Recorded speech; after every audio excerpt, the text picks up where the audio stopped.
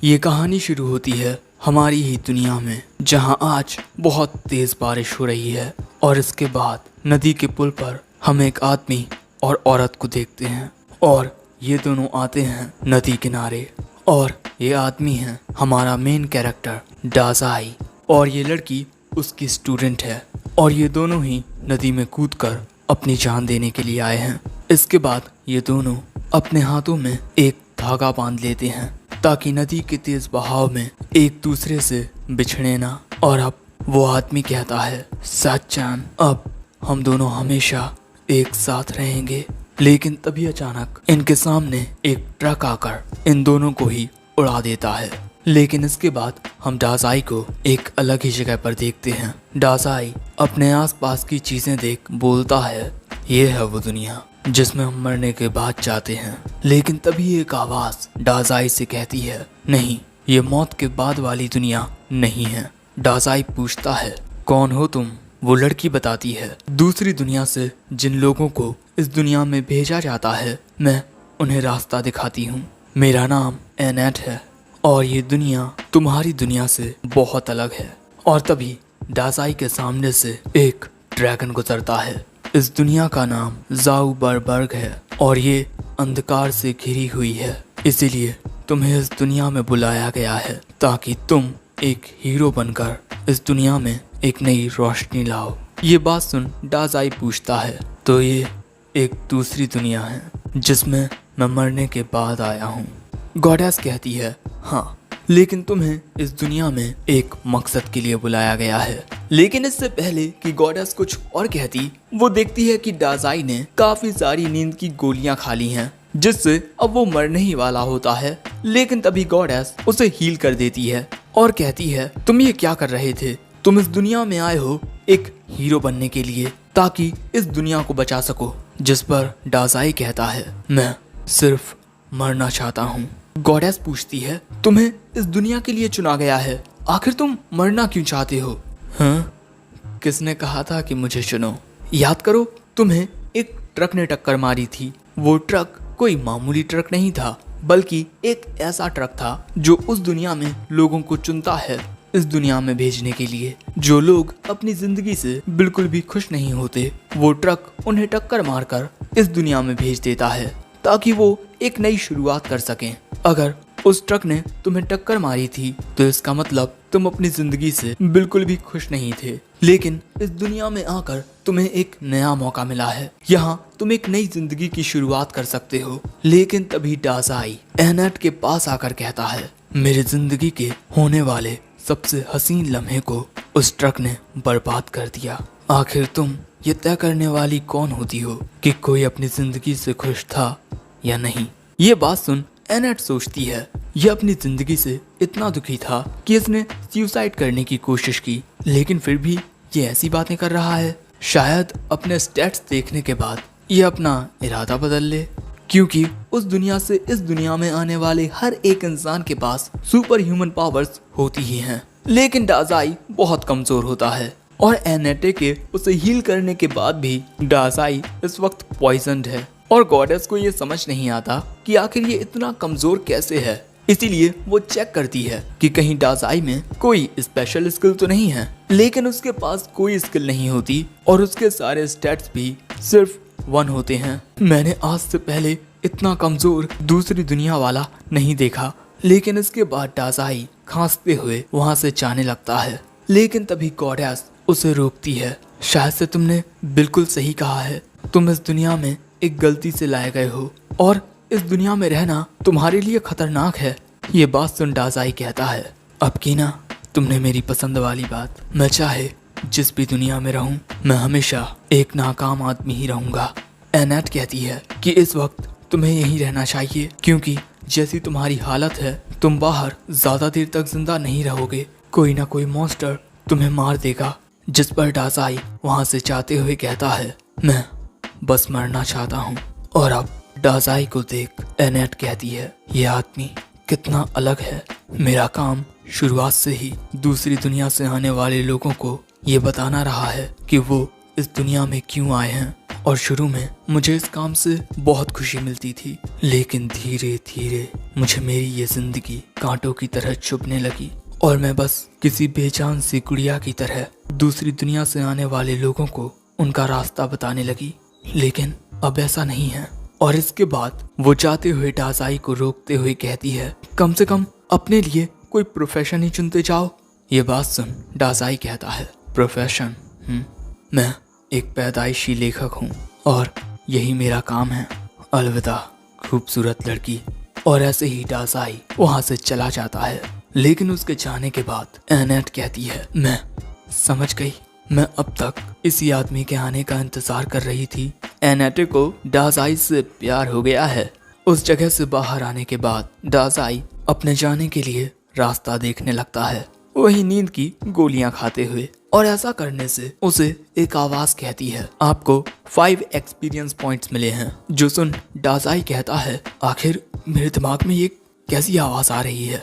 और डाजाई यहाँ लेवल 2 पर आ जाता है। और तभी अचानक डाजाई को किसी के चिल्लाने की आवाज आती है। वो देखता है कि एक बहुत ही बड़ा ट्री मॉन्स्टर एक कैट गर्ल को पकड़े हुए हैं। और वो लड़की डाजाई से कहती है, क्या तुम मेरी मदद कर सकते हो प्लीज, वरना मैं मारी जाऊंगी। लेकिन डाजाई उस लड़की को बस घूरे जा रहा था। आज मैं कुछ ज्यादा ही अजीब सी दिखने वाली खूबसूरत लड़कियों से मिल रहा हूँ। वो लड़की कहती है, मुझे घूरना बंद करो और मेरी मदद करो। ये बात सुन डाजाई उस लड़की को पकड़ने की कोशिश करता है और कहता है, माफ करना, मैं तुम तक पहुंच नहीं सकता। और अगले ही पल में वो ट्री मॉन्स्टर डाजाई को भी पकड़ लेता है, जिससे उसे सांस लेने में दिक्कत होने लगती है। अब तुम्हें चिंता करने की कोई जरूरत नहीं है, क्योंकि अब हम दोनों ही मरने वाले हैं। और इसके बाद हमें पता चलता है कि ये ट्री मॉन्स्टर दूसरे लोगों की लाइफ फोर्स को सोख लेता है, जिससे वो लोग मर जाते हैं। और अब वो मॉन्स्टर डाजाई और इस लड़की की लाइफ फोर्स को सोखने लगता है। और अपने मरने की खबर से डाजाई तो खुश होता है और वो सुकून से मर रहा था। डाजाई को देख वो लड़की कहती है, हे इतनी जल्दी हार मत मानो, हे क्या तुम इतनी जल्दी मर गए। लेकिन अगले ही पल में हम देखते हैं कि वो ट्री मॉन्स्टर अचानक ही फट जाता है, जिससे ये दोनों उसकी जकड़ से छूट जाते हैं और वो ट्री मॉन्स्टर वहीं पर खत्म हो जाता है। और इस लड़की को यहाँ कुछ समझ नहीं आता कि आखिर ये कैसे हुआ। और तभी एक आवाज डाजाई से कहती है कि आपके जहर से आपने एक ट्री मॉन्स्टर को हरा दिया है। और ये बात सुन ये लड़की सोचती है, क्या इस आदमी ने अपनी लाइफ फोर्स की जगह उस ट्री मॉन्स्टर को जहर एब्सॉर्ब करा दिया? क्या यह आदमी पहले से पॉइजन था? और अब वो डाजाई से कहती है, तुम कमजोर होने का नाटक कर रहे थे, है ना? तुम कितने ज्यादा स्ट्रॉन्ग हो। लेकिन डाजाई ये कहते हुए सिगरेट पीने लगता है कि हमेशा ऐसा ही होता है, खुद को मारने की कोशिशें करते हुए भी मैं हर बार बच जाता हूँ। ये बात सुन वो कैट गर्ल कहती है, आखिर तुम इतने उदास क्यों हो? तुमने मेरी जान बचाई है, कैसा रहेगा तुम मेरे साथ मेरे घर चलो। और इसके बाद वो डाजाई की ओर अपना हाथ बढ़ाकर उससे उसका नाम पूछती है। लोग मुझे टीचर कहकर बुलाते हैं। लेकिन तभी डाजाई की नजर अपने हाथ के धागे पर पड़ती है और उसे अपने प्यार की याद आती है। क्या तुम भी इस दुनिया में आई हो सच्चन? ये बात सुन वो कैट गर्ल कहती है, मेरा नाम सच्चन नहीं है। और इससे पहले कि वो डाजाई को अपना नाम बताती, डाजाई वहां से जाने लगता है। सो अब वो कैट गर्ल भी डाजाई के पीछे जाने लगती है। और वहीं डाजाई को अब जिंदा रहने का एक रीजन मिल चुका है, इस दुनिया में अपने प्यार को ढूंढना। क्योंकि अगर वो इस दुनिया में आया है तो उसका प्यार भी इस दुनिया में आया होगा। तुम इस दुनिया में कहीं भी हो, मैं तुम्हें ढूंढूंगा और उसके बाद हम दोनों साथ में मरेंगे सच्चान। दूसरी ओर हम एनेट को देखते हैं, जो भगवान से दुआ कर रही थी, हे ईश्वर उस आदमी की हिफाजत करना और प्लीज हम दोनों को किसी दिन फिर मिलाना। लेकिन तभी इस मंदिर के दरवाजे खुलते हैं और डाजाई वहां आता है। डाजाई को देख एनेट का चेहरा फिर से खिल उठता है। लेकिन तभी डाजाई के साथ इस लड़की को देख एनेट को झटका लग जाता है, आखिर ये लड़की कौन है?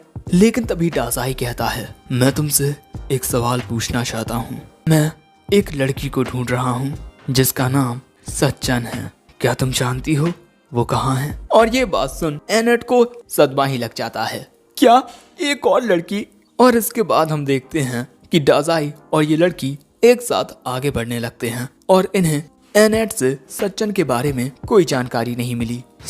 ये लड़की कहती है, सेंसेई सबसे पहले हमें रॉथ के कैसल टाउन में जाना चाहिए। और जैसे ही वो डाजाई का हाथ पकड़ती है, कोई आकर उनके हाथों को अलग कर देता है और ये होती है एनेट। आखिर तुम दिन दहाड़े एक आदमी का हाथ कैसे पकड़ सकती हो?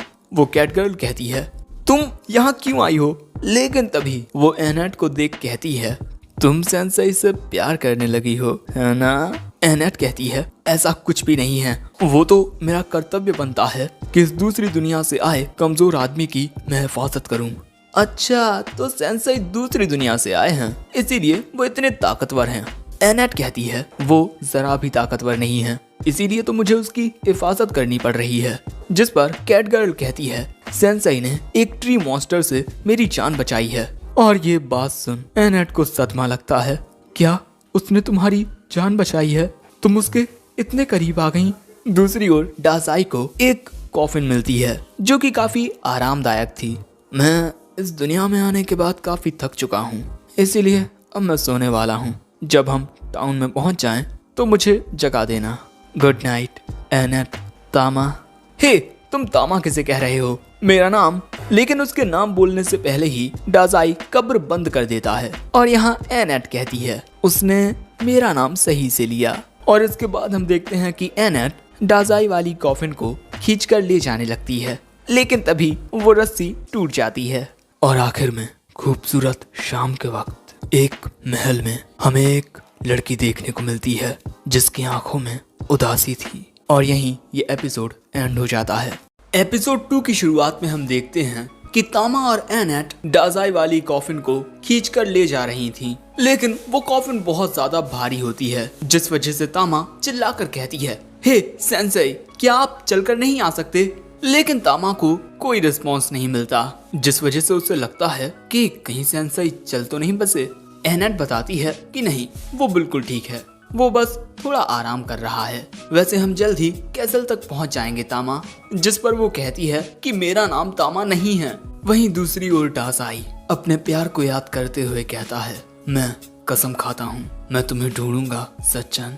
लेकिन इसके अगले सीन में डाजाई की कॉफिन खुलती है क्योंकि ये सभी कैसल टाउन ऑफ रॉथ में पहुंच चुके हैं। और ये सब देख डाजाई कहता है, हाँ, दूसरी दुनिया ये इतनी बुरी भी नहीं है। तभी एनेट कहती है, सबसे पहले हमें किंग से मिलने के लिए जाना चाहिए। अगले सीन में हमें कैसल रॉथ दिखाया जाता है, जहां हम किंग ऑफ रॉथ, थॉमस और उनकी बेटी प्रिंसेस चार्लोट को देखते हैं। और वो इन तीनों से कहते हैं, तुम तीनों अपनी यात्रा से थक गए होगे, आज रात यहीं आराम कर लो। ये बात सुन तामा और एनेट कहती हैं, महाराज आप कितने दिलदार हैं। लेकिन महाराज कहते हैं, तुम तीनों रुक तो सकते हो, लेकिन बदले में तुम तीनों को मुझे अपने सफर के किस्सों को सुनाना होगा। डाजाई कहता है, क्या आप जानना चाहेंगे कि कॉफिन के अंदर सोना कैसा लगता है? ये बात सुन किंग घबरा जाते हैं। इसी वजह से तभी एनेट कहती है, महाराज प्रिंसेस चार्लोट कितनी खूबसूरत हैं, है ना? वो कहते हैं, हाँ, और जल्दी इसकी शादी होने वाली है, शायद मुझे उस बारे में तुम तीनों से सलाह लेनी चाहिए। और तभी महाराज वहाँ कुछ लोगों को बुलवाते हैं, जिसके बाद महाराज उन्हें इंट्रोड्यूस करते हैं। ये हैं वॉन्डरिंग मिन्स्ट्रेल ओटो और ये वॉरियर गोमेज। डार्क लॉर्ड की बुराई की वजह से हमारे राज्य में मॉन्स्टर्स के हमले बढ़ते जा रहे हैं और अब मैं काफी बूढ़ा हो गया हूँ, इसीलिए मैंने ये तय किया है कि इन दोनों में से एक चार्लोट का पति और अगला राजा बनेगा। लेकिन चार्लोट ने अब तक इन दोनों में से किसी को नहीं चुना, इसीलिए मैं तुम तीनों से पूछता हूँ, इन दोनों में से चार्लोट के लिए सूटेबल हस्बैंड कौन रहेगा? डाजाई कहता है, मुझे नहीं पता, यह आपकी बेटी की जिंदगी का सवाल है। मुझे नहीं लगता इस बारे में आपको हमसे पूछना चाहिए, जिनसे आप बस आज ही मिले हैं। आपकी ऐसी हरकतें देख मुझे नहीं लगता कि आप राजा बनने के लायक हैं। और ये कहने के बाद डाजाई वहाँ से जाने लगता है और डाजाई की बात का राजा को सदमा लगता है, जिस वजह से तामा और एनेट राजा से माफी मांगने लगती हैं। सेंसेई दूसरी दुनिया से आए हैं, इसीलिए वो नहीं जानते कि राजा से किस तरह बात की जाए। लेकिन ये बात सुन चार्लोट की नजरें डाजाई पर आकर थम जाती हैं। इसके बाद रात के वक्त हम देखते हैं कि डाजाई अभी भी जाग रहा था। सो तभी एनेट उससे पूछती है, क्या तुम्हें नींद नहीं आ रही? डाजाई कहता है, मैं आज तक कभी चैन की नींद नहीं सोया। अब ये बात सुन एनेट डाजाई से पूछ लेती है, आखिर ये सच्चन है कौन? लेकिन डाजाई के कुछ कहने से पहले ही अचानक ही डाजाई के बिस्तर में से एक पूंछ निकलती है और अगले ही पल में एनेट डाजाई के ऊपर से चादर हटाती है। दोस्तों, तामा कुछ इस तरह डाजाई के बिस्तर पर सो रही है, इसीलिए एनेट तकिया मारकर उसे जगाती है। तुम यहाँ क्यों सो रही हो? तामा कहती है, मैं एक बिल्ली हूँ और बिल्लियों को गर्म जगह पसंद होती है। और वैसे भी तुम कौन होती हो मुझे सेंसेई के साथ में सोने से रोकने वाली? वहीं इनके झगड़े के बीच डाजाई उस कमरे से बाहर आ जाता है। बाहर आने के बाद डाजाई ये खूबसूरत नजारा देखता है जो किसी के भी दिल को भा जाए। वैसे चार्लोट पहले से ही इस नजारे को देख रही थी। सो तभी डाजाई उसके पास आता है और ये दोनों साथ में इस खूबसूरत नजारे का लुत्फ उठाने लगते हैं। लेकिन तभी डाजाई कहता है, ये नजारा देख मुझे मरने का मन कर रहा है। ये बात सुन चार्लोट कहती है, क्या आप इतने ज्यादा परेशान हो कि आप मरना चाहते हो? वो कहता है, मुझसे ज्यादा परेशान तो तुम लग रही हो। अब ये बात सुन चार्लोट कहती है, मुझे समझ नहीं आ रहा कि मैं उन दोनों में से किसे चुनूं। गोमेज को हमारे राज्य में आए ज्यादा वक्त नहीं हुआ, लेकिन फिर भी वो सबसे ज्यादा डिपेंडेबल सोल्जर बन चुके हैं और वो बहुत अच्छे से हमारे राज्य की हिफाजत भी कर पाएंगे और शायद इसी वजह से मुझे उन्हें चुनना चाहिए। लेकिन ऑटो मेरे बचपन का दोस्त है। मैं जब भी उदास होती थी वो मेरे पास आकर मुझे उसके लिखे गाने सुनाया करता। मुझे समझ नहीं आ रहा कि मैं क्या करूं। डाजाई कहता है, सच में तुम अपने पिता की बहुत परवाह करती हो, ना कि मेरी तरह। मैंने कई मर्तबा सुसाइड करने की कोशिश की है और कभी भी अपने पिता और परिवार के बारे में नहीं सोचा, लेकिन मैंने कभी किसी से ये नहीं पूछा कि मुझे अपनी जिंदगी किस तरह जीनी चाहिए। तुम्हें खुद से ये सवाल पूछना चाहिए कि आखिर तुम चाहती क्या हो। और ये कहने के बाद डाजाई वहाँ से चला जाता है। अगले दिन ये तीनों फिर से महाराज के सामने आते हैं। महाराज बताते हैं कि आखिरकार चार्लोट ने अपने जीवन साथी को चुन लिया है। एनेट को लगता है कि चार्लोट ने गोमेज को चुना है और तामा को लगता है कि उसने ऑटो को चुना है। तभी महाराज चार्लोट को उस आदमी के सामने जाकर खड़े होने को कहते हैं जिसको उसने चुना है। और अब उस आदमी की ओर जाते हुए चार्लोट कहती है, मैंने इस बारे में बहुत सोचा और आखिरकार मैंने फैसला कर लिया है, मैं इस आदमी के साथ सुसाइड करूंगी। वो डाजाई का हाथ थाम लेती है, जो देख महाराज के साथ बाकी सब के भी होश उड़ जाते हैं और एनेट को तो इतना बड़ा झटका लगता है कि वो वहीं गिर जाती है। लेकिन तभी चार्लोट कहती है, तुमसे बात करने के बाद मुझे इस बात का एहसास हुआ कि जब भी मेरी उदासी में ऑटो मेरे पास आकर मुझे गाने सुनाता था तो मुझे याद आया कि वो हर दिन आकर गाने सुनाता था और कल रात भी वो वहीं कोने में गाने गा रहा था। वो तो सिर्फ अपने गाने किसी को सुनाना चाहता था और मैं मिस्टर गोमेज से भी शादी नहीं कर सकती क्योंकि उनमें से बदबू आती है। तभी महाराज कहते हैं, चार्लोट बेवकूफों जैसी बातें मत करो। जिस पर वो कहती है, आप बेवकूफ हो पिताजी, आप मेरी मर्जी जाने बिना मेरी शादी किसी के साथ कैसे तय कर सकते हैं? इस आदमी के अलावा मेरी भावनाओं की किसी ने कद्र नहीं की, सिर्फ तुमने मुझसे मेरी मर्जी पूछी। ये बात सुन डाजाई कहता है, अच्छा तो तुम इस वजह से शादी ना करके मेरे साथ सुसाइड करना चाहती हो। लेकिन तभी गोमेज वहाँ कहता है, तो राजकुमारी तुम्हें मुझ में से बदबू आती है। और अगले ही पल में हम देखते हैं कि गोमेज किसी मॉन्स्टर में तब्दील होने लगता है। दोस्तों, असल में गोमेज एक माइनोटॉर मॉन्स्टर होता है, डार्क लॉर्ड का गुलाम। और वो कहता है, मैं इस राज्य का राजा बनकर इसे हथियाना चाहता था ताकि डार्क लॉर्ड को खुश कर सकूं।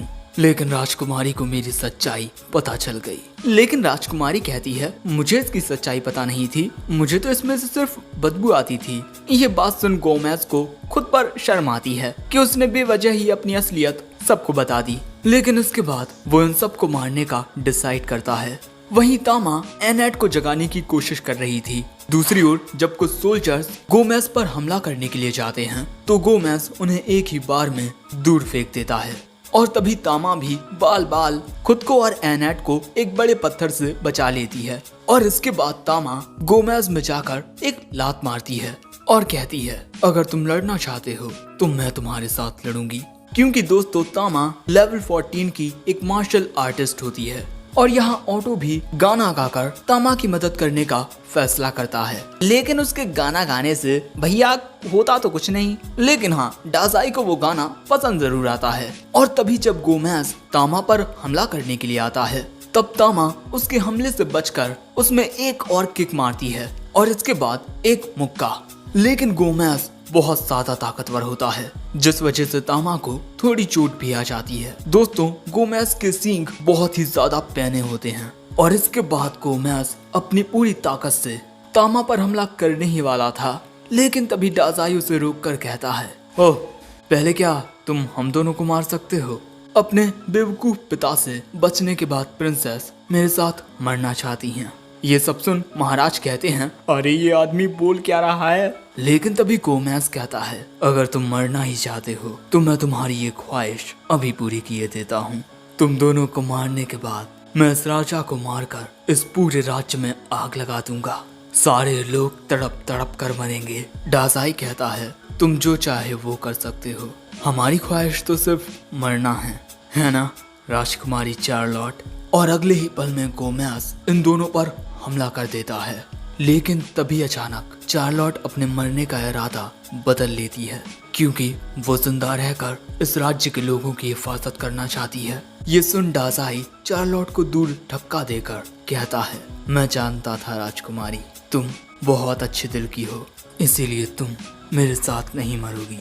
और जैसे ही चार्लोट दूर गिरती है तभी एनेट डाजाई के सामने एक बैरियर लगा देती है जिससे गोमेज का हमला डाजाई को छू तक नहीं पाता। और अब एनेट कहती है, जब तक मैं उसके साथ हूँ कोई भी उसे मार नहीं पाएगा। और तभी अचानक गोमेज के दोनों सींग टूट जाते हैं और इसी मौके का फायदा उठाकर तामा उस पर अपना सबसे ज्यादा पावरफुल अटैक करती है और इस हमले की वजह से गोमेज दीवार को तोड़ता हुआ नदी में जाकर गिरता है, जिसके बाद ये दोनों चैन की सांस लेती हैं। और तामा यहाँ कहती है, मुझे बचाने के लिए शुक्रिया एनेट। वो कहती है, नहीं बचाया तो तुमने है मुझे तामा।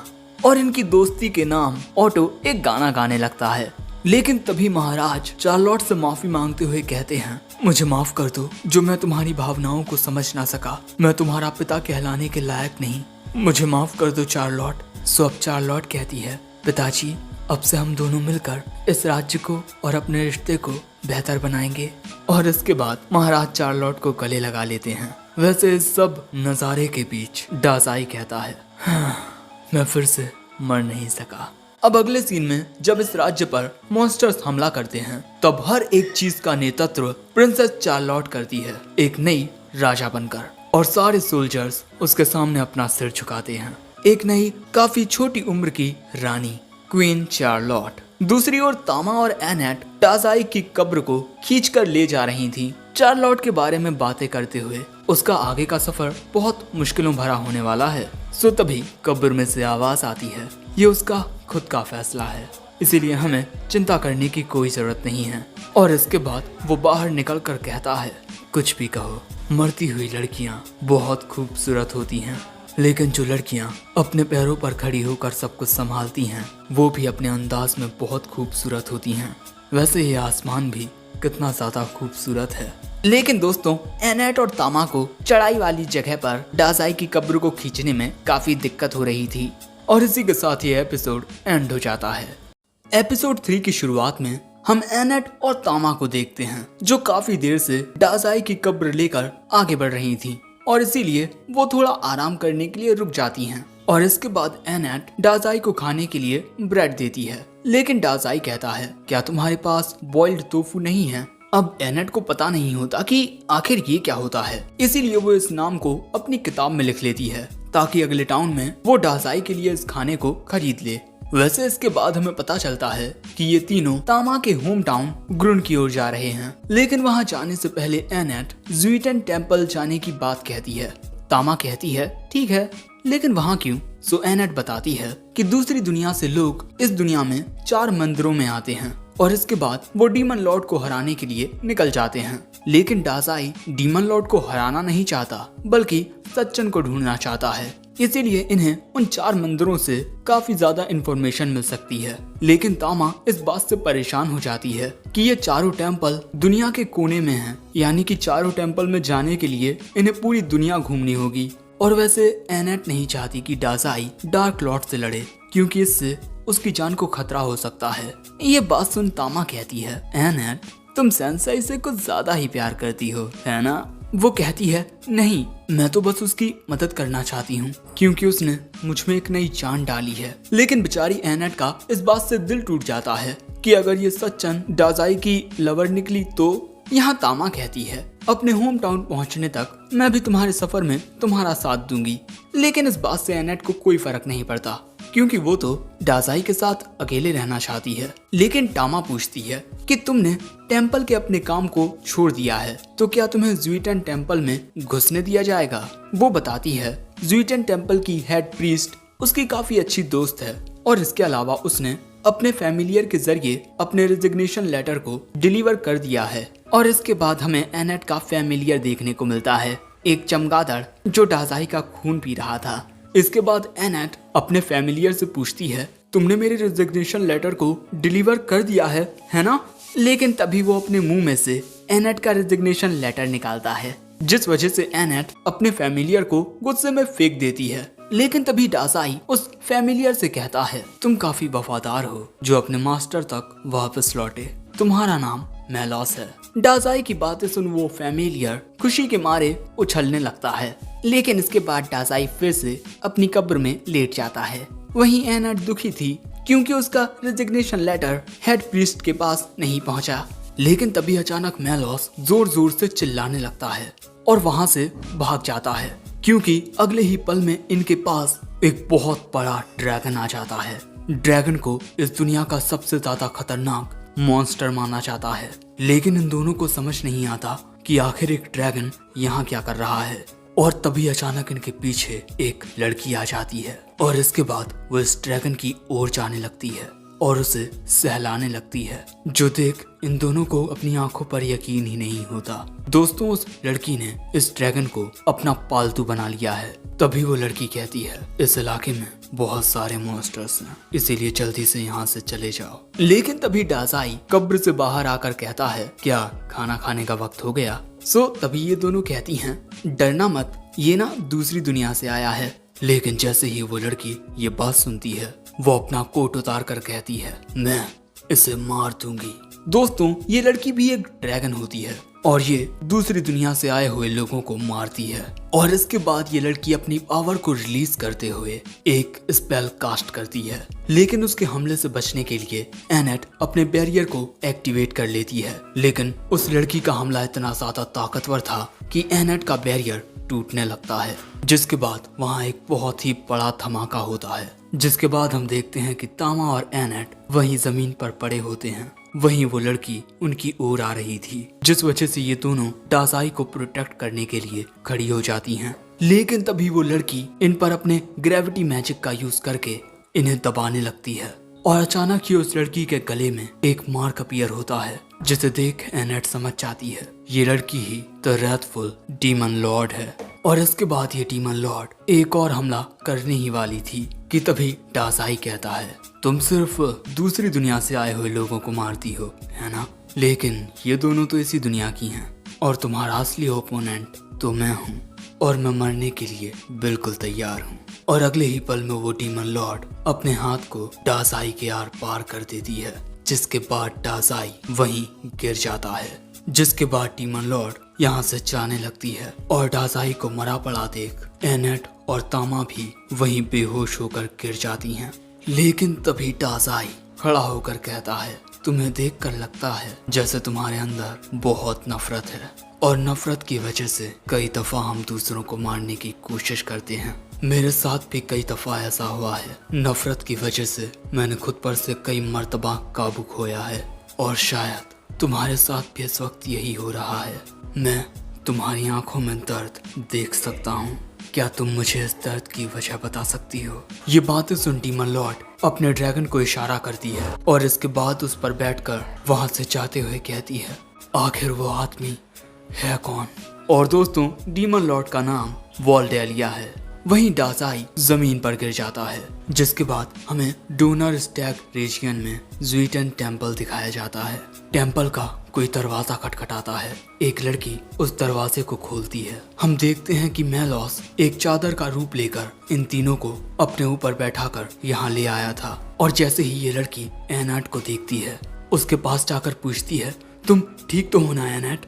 लेकिन एनैट कहती है, प्लीज उसकी मदद करो। जिसके बाद वो लड़की टेम्पल में मौजूद सभी प्रीस्ट को बुलाती है ताकि इन सभी के जख्मों को ठीक किया जा सके। अगले दिन हमें इस टाउन के बाजार का सीन दिखाया जाता है, जहाँ डाजाई एक जहर की बोतल खरीदता है जो बहुत ज्यादा जहरीली होती है, लेकिन वो उसे खुद ही पी लेता है। और ऐसा उसने इसी वजह से किया है क्योंकि पूरी तरीके से रिकवर हो जाने की वजह से उसे थोड़ा अजीब लग रहा है। सो तामा उस पर गुस्सा करने लगती है। वहीं एनैट अपनी दोस्त के साथ बात कर रही है। हमारी मदद करने के लिए शुक्रिया आशा। वैसे क्या तुम्हें किसी दूसरी दुनिया से आई सच्चन नाम की किसी लड़की के बारे में पता है?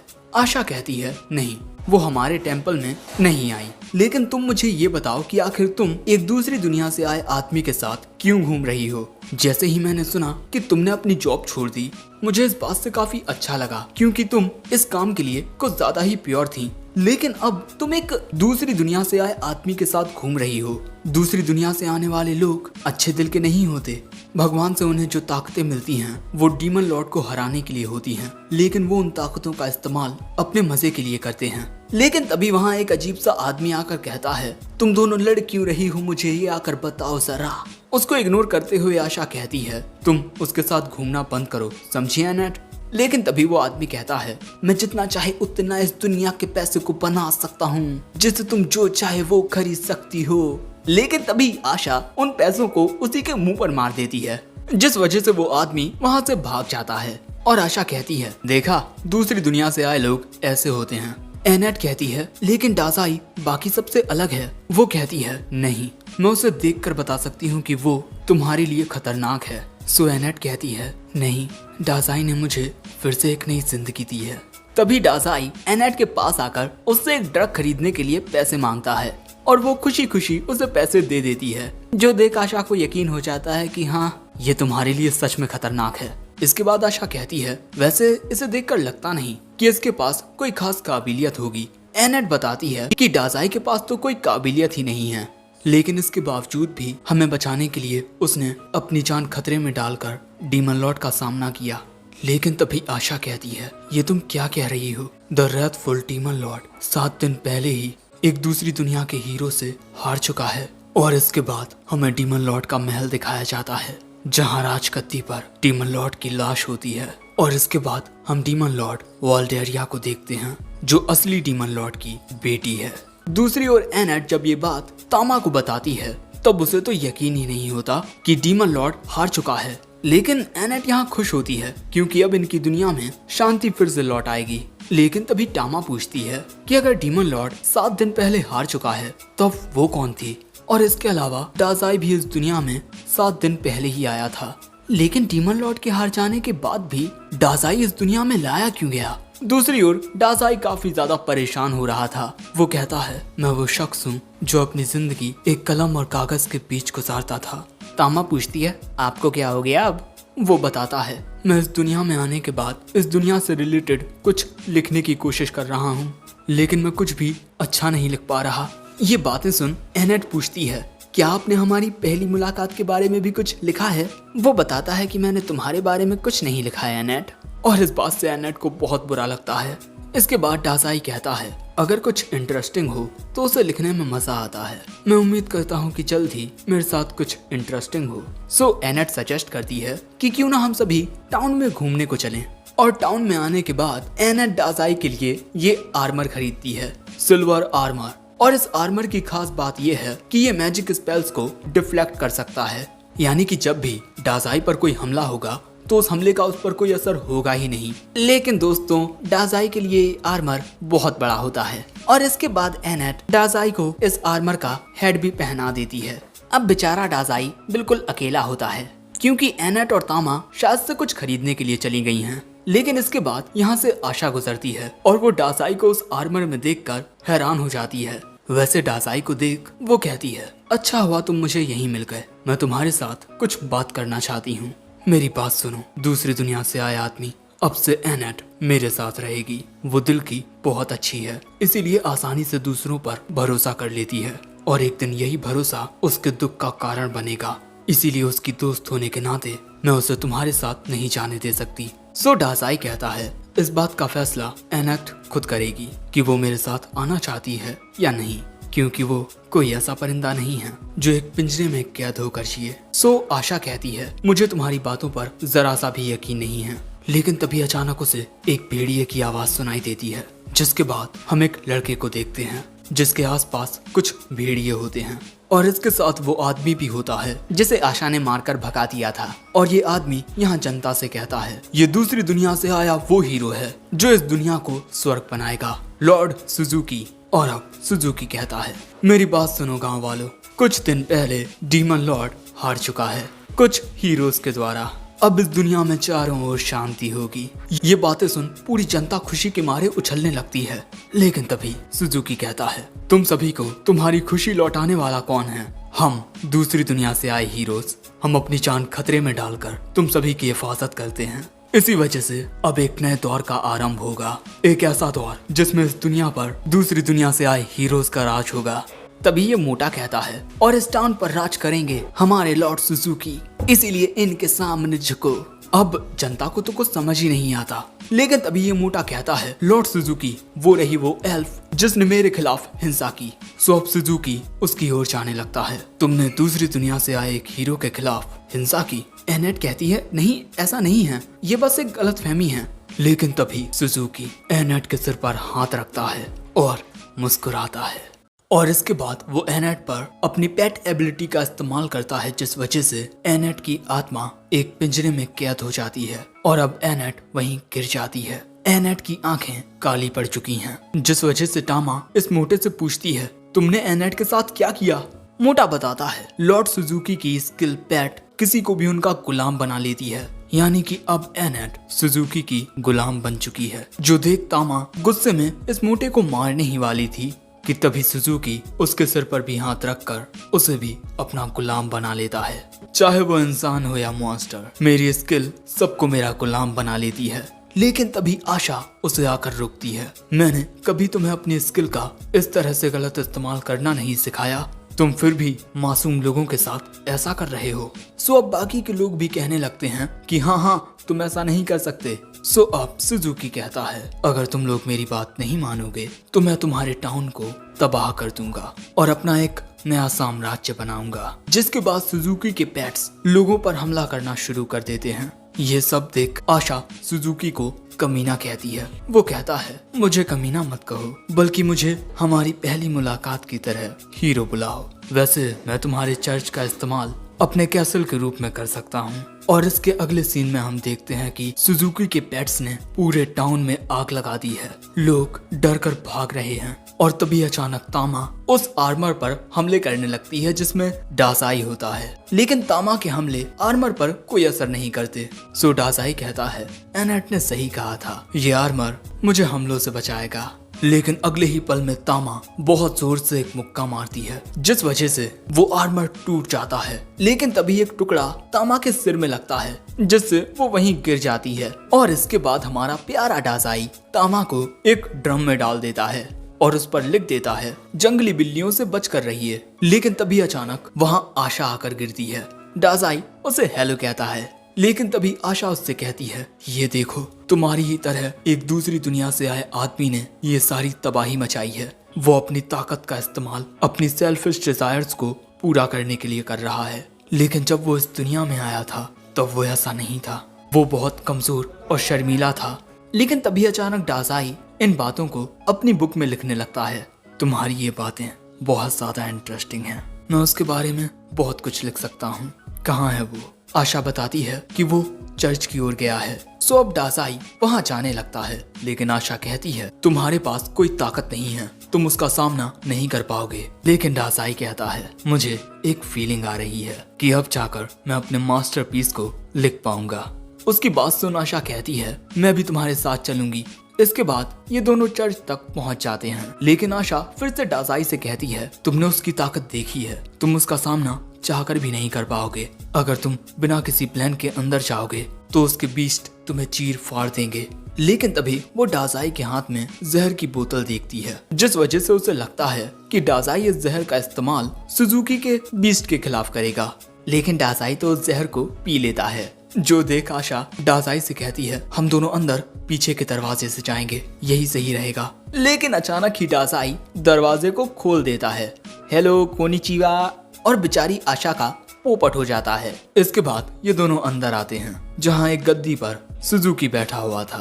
ओह, तो तुम इसे अपनी मदद के लिए लेकर आई हो। डाजाई कहता है, मैं यहाँ तुम्हारी कहानी को लिखने आया हूँ। जो सुन सुजुकी कहता है, अच्छा तो तुम हीरो सुजुकी की कहानी लिखने आए हो कि कैसे उसने दूसरी दुनिया को जीत लिया।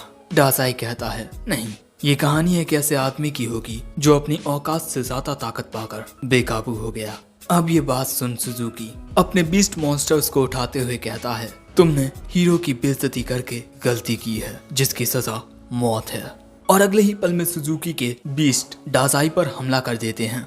सो डाजाई की मदद करने के लिए आशा आ जाती है। वो अपने मैजिक से उन बीस्ट को वहीं खत्म कर देती है, लेकिन एक बीस्ट उस पर हावी होने लगता है और इसी मौके का फायदा उठाकर दो बीस्ट डाजाई पर फायर बॉल अटैक करते हैं। लेकिन अचानक ही डाजाई के सामने सिल्वर आर्मर का हेड आ जाता है, जिससे डिफ्लेक्ट होकर वो फायर बॉल अटैक वापस इन्हीं में आकर लगता है और इस हेलमेट के अंदर होता है मेलोस। डाजाई उसे शुक्रिया कहता है, लेकिन यहाँ ये मोटा अब डाजाई से घबराने लगता है। सुजुकी कहता है, शांत रहो, क्योंकि अभी भी मेरे पास ये ग्रेट वुल्फ है। और इसके बाद ये वुल्फ डाजाई के ऊपर हमला कर देता है और उसमें अपने दांत कड़ा देता है।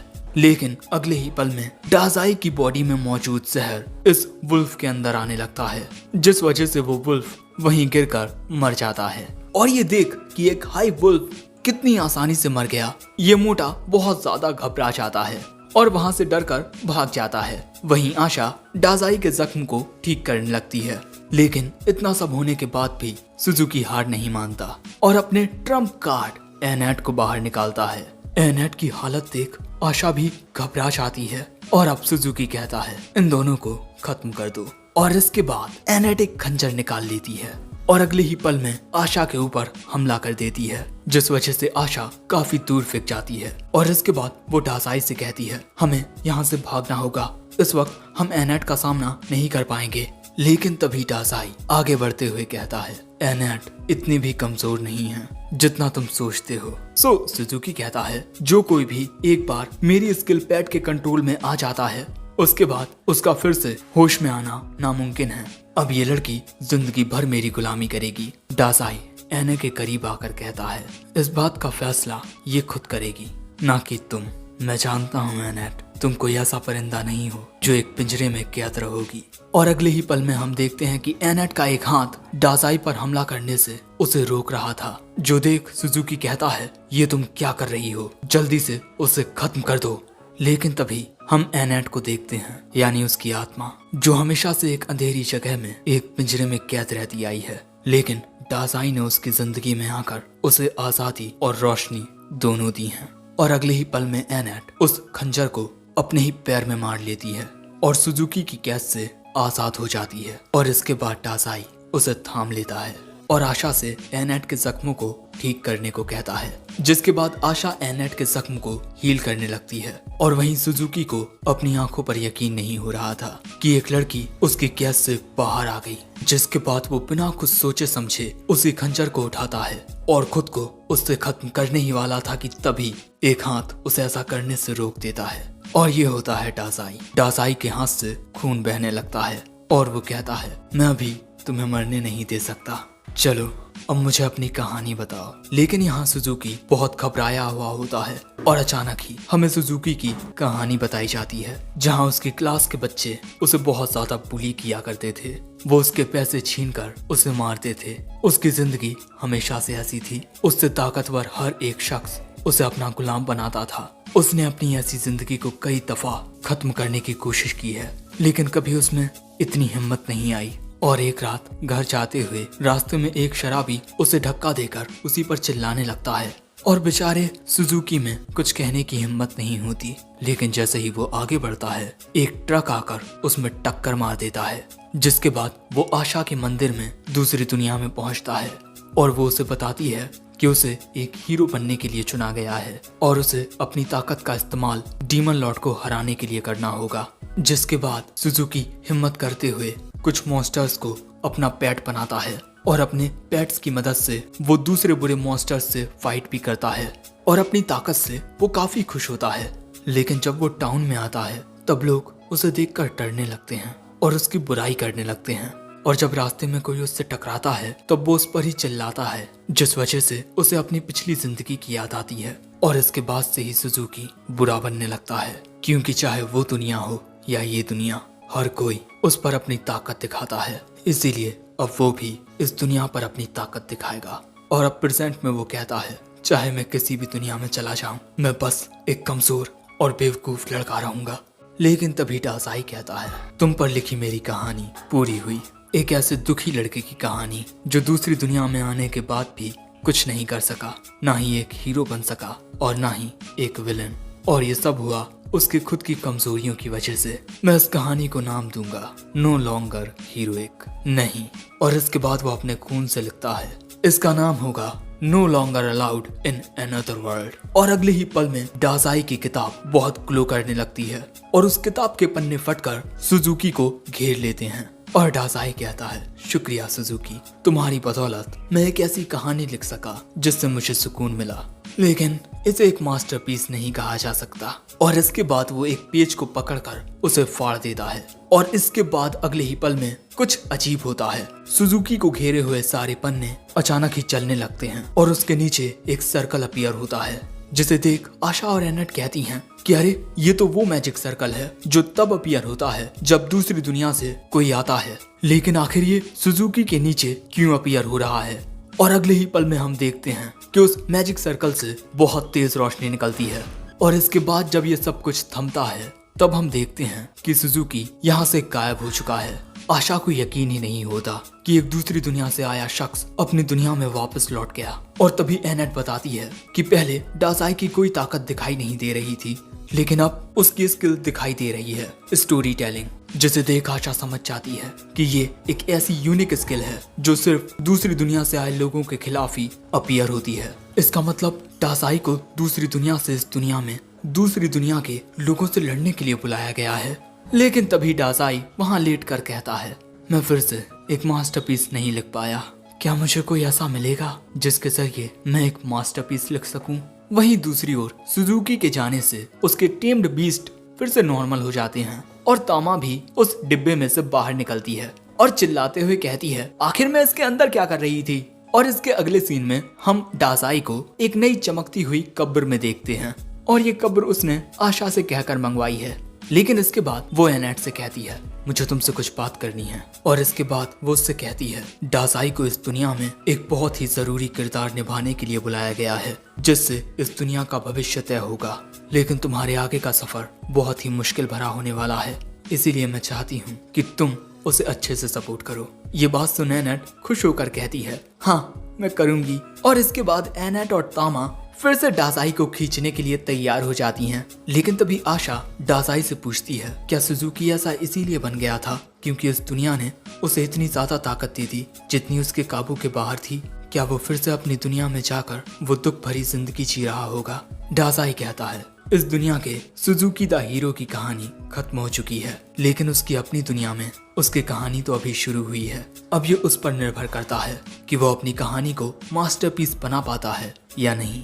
वैसे ये सुनकर आशा मुस्कुराती है और इन तीनों को अलविदा करती है। वहीं आखिर में हम सुजुकी को उसकी दुनिया में देखते हैं, जो एक आदमी के पास आया था काम मांगने के लिए। वो आदमी पूछता है, क्या मैं जान सकता हूँ कि तुमने स्कूल क्यों छोड़ दिया?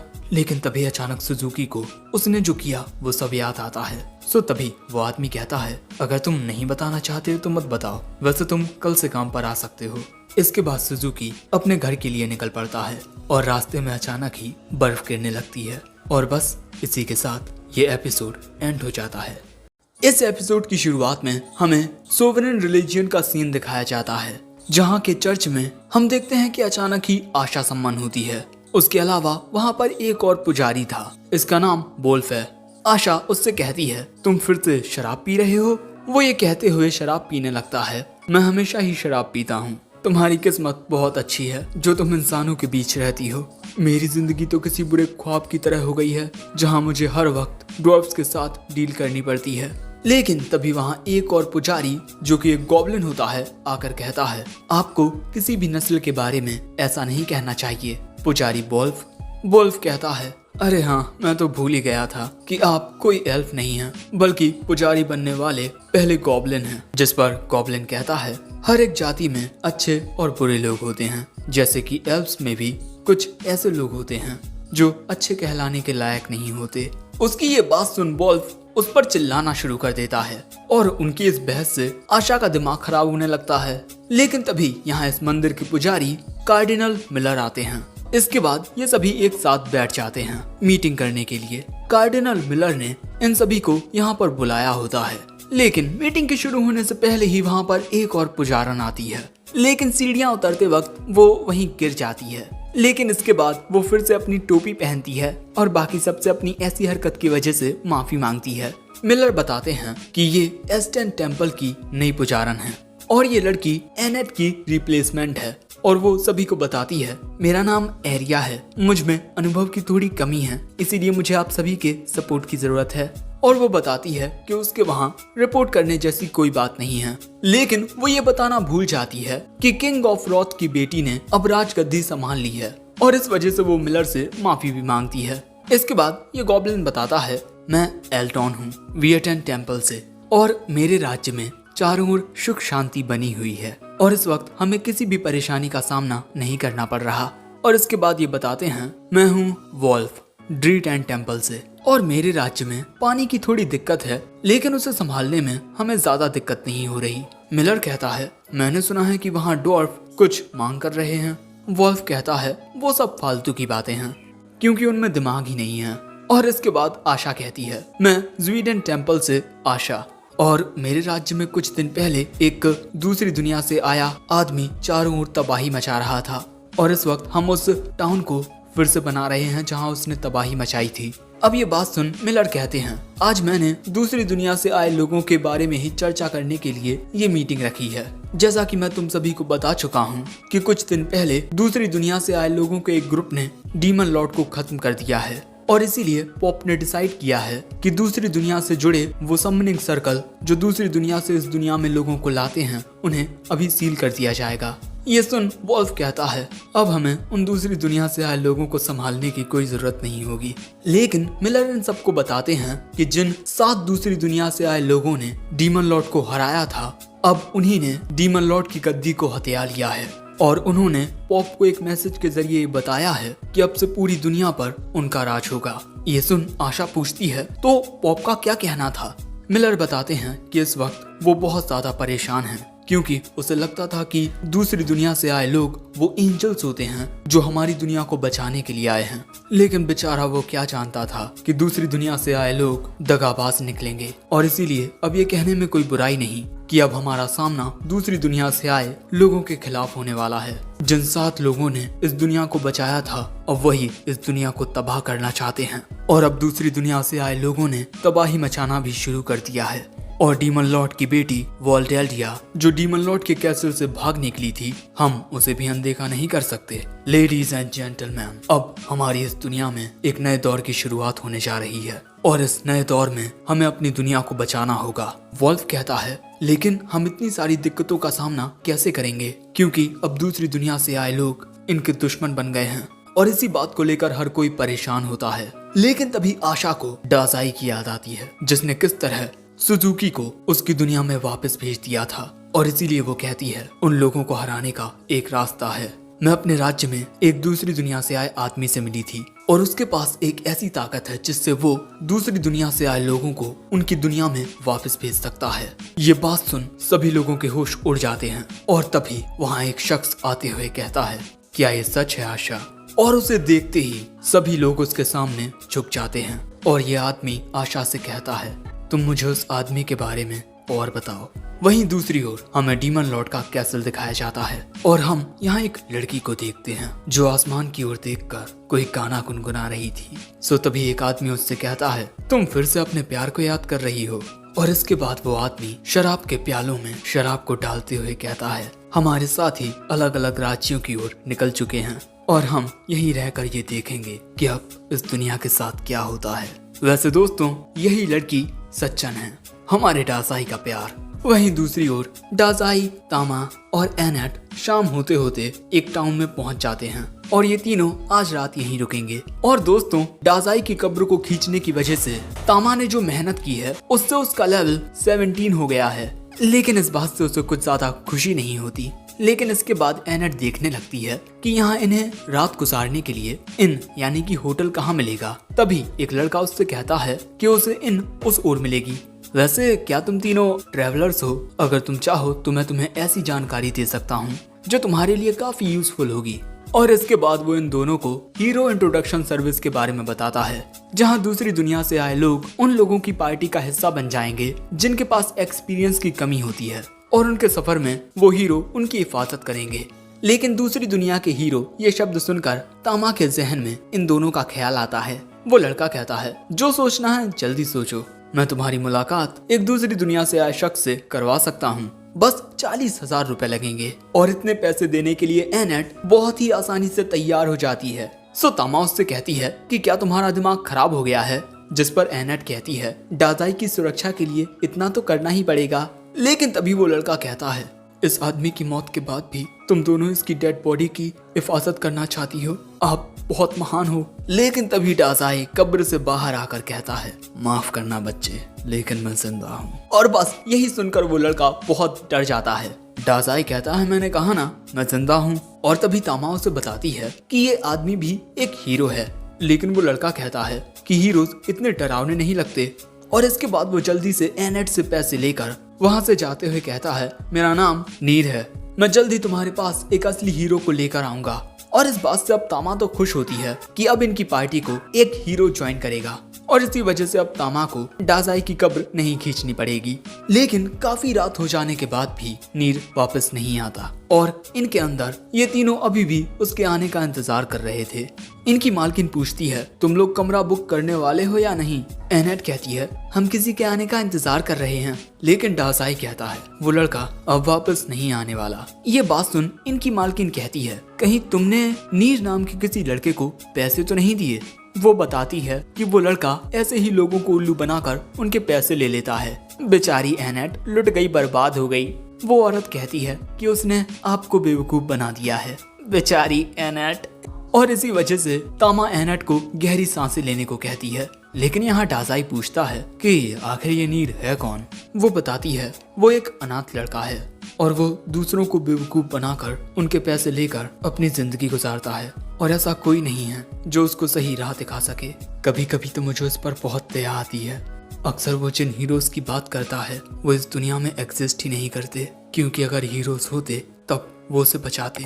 आखिर कब तक वो बच्चा ऐसी जिंदगी जीता रहेगा? और वहीं दोस्तों, हम नीर को देखते हैं जिसके पास एक तलवार होती है और शायद से वो उसकी बहुत अजीज थी। लेकिन तभी अचानक कोई आकर नीर को पकड़ लेता है और इसके बाद हम कुछ आदमियों को देखते हैं जिन्होंने नीर को अगवा कर लिया था और उसके सारे पैसे भी उससे छीन लिए थे। यहाँ नीर उनसे पूछता है, आखिर तुम लोग मेरे साथ क्या करने वाले हो? एक आदमी कहता है, आखिर हम तुम्हारे साथ क्या करेंगे, कुछ सोचो।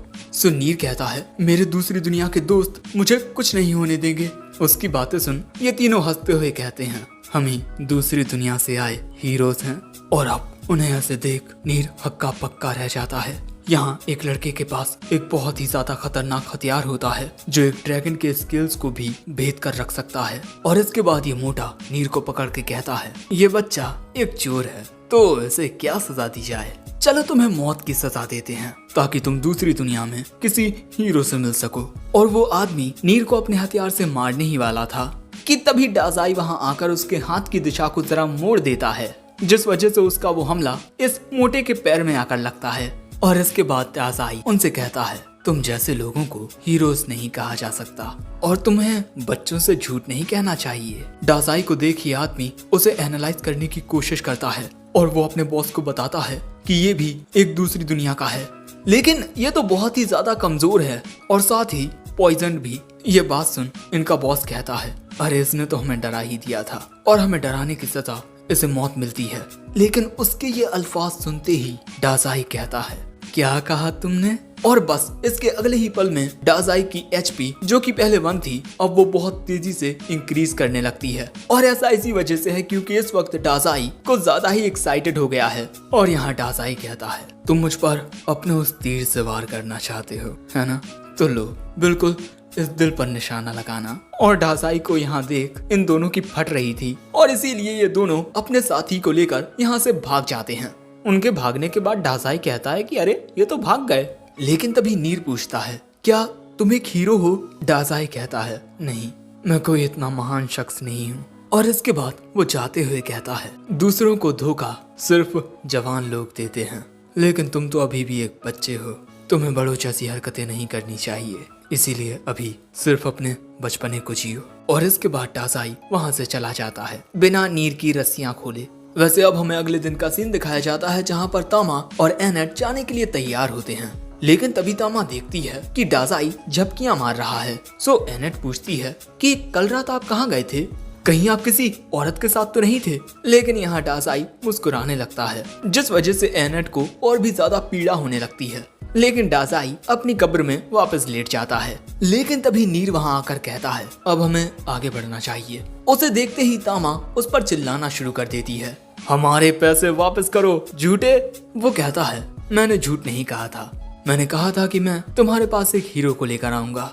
दोस्तों, नीर भी इनके सफर पर जाने के लिए आ चुका है, इनका एक नया साथी बनकर। अब इसके बाद पूरी नींद लेने के बाद हम देखते हैं कि डाजाई चमक उठा है। लेकिन यहाँ डाजाई कहता है, मैं मरना चाहता हूँ। नीर पूछता है कि क्यों, आपको कहीं दर्द हो रहा है? डाजाई कहता है, मेरी ये जिंदगी ही एक दर्द है। अब ये बात सुन नीर इस बारे में तामा और एनेट से कहता है, लेकिन इस बात पर वो ज्यादा रिएक्ट ही नहीं करती। और यहाँ तामा नीर से कहती है, अब तुम भी हमारी टीम का एक हिस्सा हो, तो लो अब इस कॉफिन को खिसकाओ। जिसके बाद नीर उस कॉफिन को खिसकाना शुरू कर देता है और तभी इनके सामने इनकी डेस्टिनी आ जाती है, तामा का होमलैंड, द सिटी ऑफ ग्रून। और यहाँ आकर तामा तो बहुत खुश हो जाती है, लेकिन सिटी गेट के पास कुछ गार्ड्स होते हैं। सो तामा कहती है कि चिंता करने की कोई जरूरत नहीं है, मैं सब संभाल लूंगी। वो क्या है ना कि मैं यहाँ काफी फेमस हूँ। लेकिन अगले ही पल में हम देखते हैं कि इन्हें काफी सारे सैनिक घेर लेते हैं और कहते हैं, हिलना मत, तुम सभी को अरेस्ट कर लिया गया है। और भाई यहाँ किसी को कुछ समझ ही नहीं आता कि आखिर ये क्यों हुआ। और डाजाई कहता है, अरेस्ट? और इसके बाद हमें जेल का सीन दिखाया जाता है जहाँ पर एनेट गले फाड़ फाड़ कर रो रही थी, प्लीज हमें कोई तो बाहर निकालो, भगवान, हीरोज, कोई तो बाहर निकालो। लेकिन कोई उसकी आवाज नहीं सुनता। वहीं डाजाई तो आराम से सो रहा था। और बस दोस्तों, इसी के साथ ये एपिसोड एंड हो जाता है। एपिसोड 6 की शुरुआत में हम देखते हैं कि ये सभी जेल में होते हैं, जिस वजह से नीर कहता है, हमें देखते ही जेल में कैद कर दिया गया, शायद तामा ने कोई बहुत ही भयानक गुनाह किया होगा। सो डाजाई पूछता है, एनेट, इस दुनिया में मौत की सजा किस तरह मिलती है? और डाजाई ऐसा इसीलिए पूछ रहा है क्योंकि वो जानना चाहता था कि इस दुनिया में मरने का तरीका कितना एक्साइटिंग होगा। लेकिन इसके बाद नीर कहता है, हमें यहाँ से भागना होगा। और इसके बाद वो आसानी से इस जेल के ताले को तोड़ देता है। नीर को लगता है कि डाजाई ऐसा करने की वजह से उसकी तारीफ करेगा, लेकिन डाजाई कहता है, आखिर तुमने ऐसा क्यों किया? लेकिन तभी वहाँ कुछ गार्ड्स आकर इन तीनों को रस्सियों से बांध देते हैं। लेकिन डाजाई तभी मुस्कुराते हुए पूछता है, तुम हमें मारने के लिए ले जा रहे हो, है ना? जो बात सुन वो गार्ड सोचता है, ये पागल है क्या? और इसके बाद इस किंगडम का मिनिस्टर ब्रेयार्ड इन तीनों को मौत की सजा सुनाता है। एनेट पूछती है, आखिर क्यों? जिस पर किंग साइबेरियन कहते हैं, तुमने हमारी राजकुमारी मैटिल्डा को अगवा किया था। अब इससे पहले कि एनेट कुछ कहती, यहाँ पर शाही कपड़े पहनकर तामा आते हुए कहती है, पिताजी, मैंने कहा ना मुझे अगवा नहीं किया गया था। और यहाँ हमें पता चलता है कि तामा असल में किंगडम ऑफ ग्रीन की राजकुमारी है और इसका नाम मैटिल्डा है। जो बात जान एनेट और नीर हैरान रह जाते हैं। और तामा आगे कहती है, मैं अपनी मार्शल आर्ट्स को इम्प्रूव करने के लिए अलग अलग जगहों पर घूम रही थी और उसी दौरान मुझे ये सभी मिले, है ना एनेट? वो कहती है, हाँ आपने सही कहा राजकुमारी, लेकिन किंग कहता है मैं इन्हें ऐसे नहीं छोड़ूंगा, लेकिन अगर तुम मेरी बात मानो तब मैं इन्हें छोड़ दूंगा। मुझसे वादा करो कि तुम फिर से कोई भी बेवकूफी नहीं करोगी और अपनी माँ की तरह एक असली रॉयल्टी बनोगी। ये बात सुन तामा इन तीनों की ओर देखकर कहती है जैसा आप कहें पिताजी, मैं वादा करती हूँ कि मैं आज से एक राजकुमारी की तरह बिहेव करूंगी और तुम सभी मुझे माफ कर दो, हमारा साथ यहीं तक था। जिसके बाद वो यहाँ से चली जाती है और इन तीनों को आजाद कर दिया जाता है। रात में हम इन तीनों को एक रेस्टोरेंट में देखते हैं जहाँ पर डाजाई निराश होकर अपनी नींद की गोलियां खा रहा था। वो निराश इस बात से था कि उन्हें मौत की सजा नहीं मिली, लेकिन नीर कहता है मुझे लगा नहीं था कि तामा इस राज्य की राजकुमारी होगी। सो एनेट कहती है हाँ, मैंने अब तक उसके साथ बहुत ही रूडली बिहेव किया है, कहीं मुझे मौत की सजा न मिल जाए। लेकिन तभी एक वेट्रेस आकर कहती है क्या आप सभी राजकुमारी मैटिल्डा की बात कर रहे हैं? अरे वैसे मेरा नाम फोने है और मैं महल में राजकुमारी मैटिल्डा की सेवा किया करती थी। क्या आप सभी राजकुमारी के दोस्त हैं? नीर कहता है हाँ, कल तक तो थे, लेकिन अब महाराज चाहते हैं कि वो अपनी राजकुमारी की जिम्मेदारियां उठाए।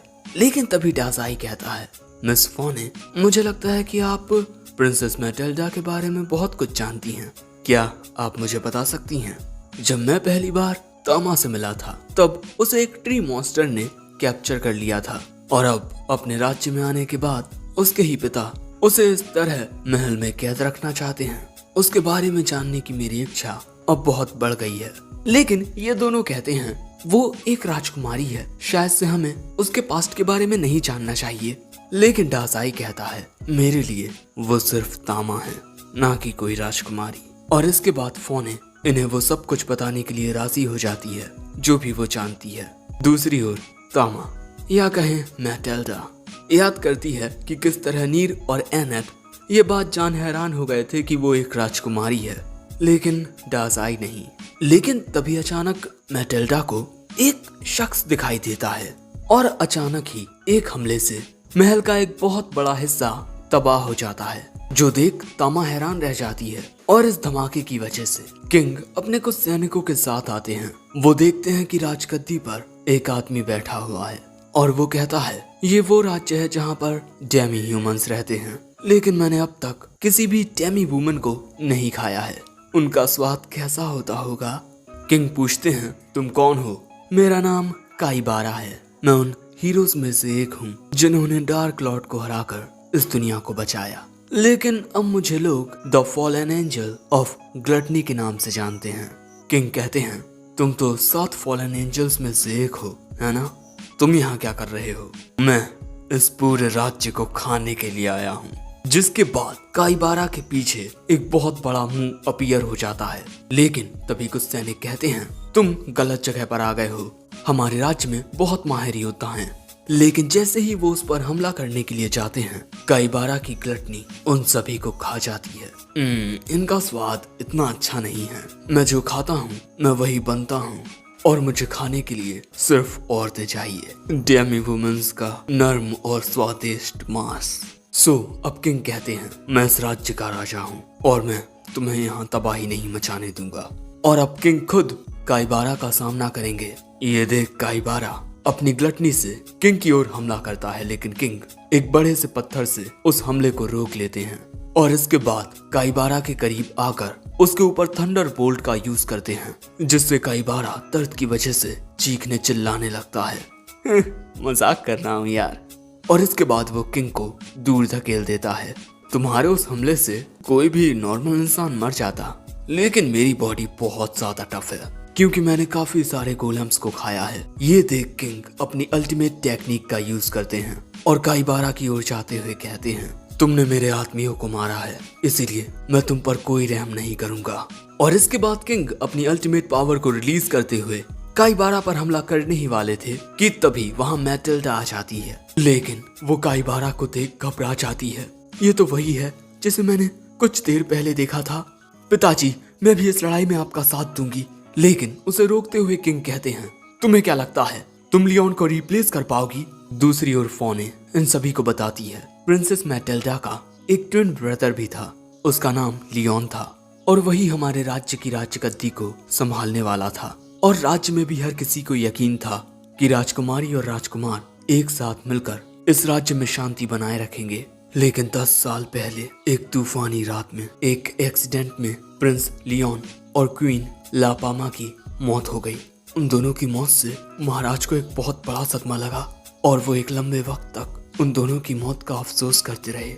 अपने पिता को इस तरह देखकर मैटिल्डा ने फोने से कहकर अपने लंबे सुनहरे बालों को कटवा दिया, क्योंकि वो लियोन की जगह लेकर अपने पिता को संतुष्टि देना चाहती थी। लेकिन राजकुमारी मैटिल्डा की इसी ख्वाहिश की वजह से उन दोनों के बीच एक दरार आ गई।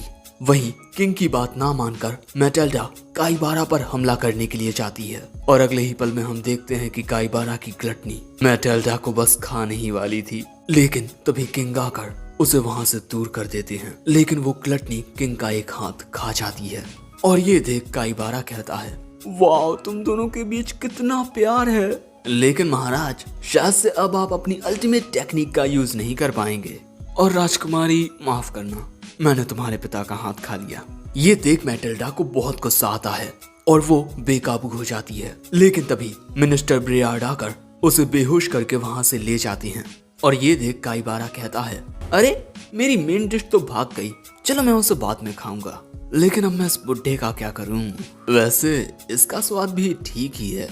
दूसरी ओर मैटिल्डा की कहानी जानने के बाद ये तीनों यहाँ से जाने ही वाले थे कि तभी वहाँ आते हैं मिनिस्टर ब्रेयार्ड अपने साथ प्रिंसेस मैटिल्डा को लेकर और बताते हैं, एक खतरे की वजह से हमें वहाँ से भागना पड़ा। एक इविल ऑदरवर्ल्डर अचानक ही आकर हमारे राज्य को खत्म करना चाहता है और महल में मच रही तबाही की वजह से अब जनता भी परेशान होने लगती है। इसके बाद काईबारा किंग को सभी के सामने झुकाकर कहता है, हेलो गाइस, मेरा नाम काईबारा है, तुम सभी का नया राजा। और तुम सभी का नया राजा बनकर मैं बस एक काम करना चाहता हूँ, अलग अलग डेमी ह्यूमंस का स्वादिष्ट मांस चखना चाहता हूँ। लेकिन मैं सिर्फ बच्चों और औरतों को खाऊंगा, आदमी अपना काम करते रहेंगे। लेकिन एक आदमी कहता है, ज्यादा पीली है क्या, नीचे आ, अभी उतारता हूँ। लेकिन अगले ही पल में काईबारा की ग्लटनी उसे खा जाती है और काईबारा कहता है, अगर आदमियों की यही मर्जी है तो मैं उन्हें भी खाने के लिए तैयार हूँ। मेरे पेट के अंदर पूरा परिवार एक साथ रहेगा। और यही देख जनता इधर उधर भागने लगती है, लेकिन भागने का कोई फायदा नहीं। काईबारा के मॉन्स्टर्स ने चारों ओर से राज्य को घेर रखा है और उसे देख नीर कहता है, ये तो बहुत ही भयानक है। लेकिन डाजाई यहाँ कहता है, पहले तुम्हारे पिता ने तुम पर पाबंदी लगा दी और उसके बाद तुम एक फॉलन नेशन की राजकुमारी बन गई। क्या बात है, सच में तुम एक हीरोइन ऑफ ट्रेजेडी हो। लेकिन जिस हीरोइन को मैं जानता हूँ वो कभी इन ट्रेजेडीज से हार नहीं मानती। इसीलिए अपनी आंखें खोलो और मुझे अपनी आगे की कहानी दिखाओ, तामा। और तभी हमें मैटिल्डा की बचपन की कुछ यादें दिखाई जाती हैं, जहां वो अपनी माँ के साथ थी और यहाँ उसकी माँ उससे कुछ कहती हैं, लेकिन हमें पता नहीं चलता। और अगले ही पल में मैटिल्डा की आंख एक कमरे में खुलती है। उसे याद आता है कि ये तो फोने का कमरा है।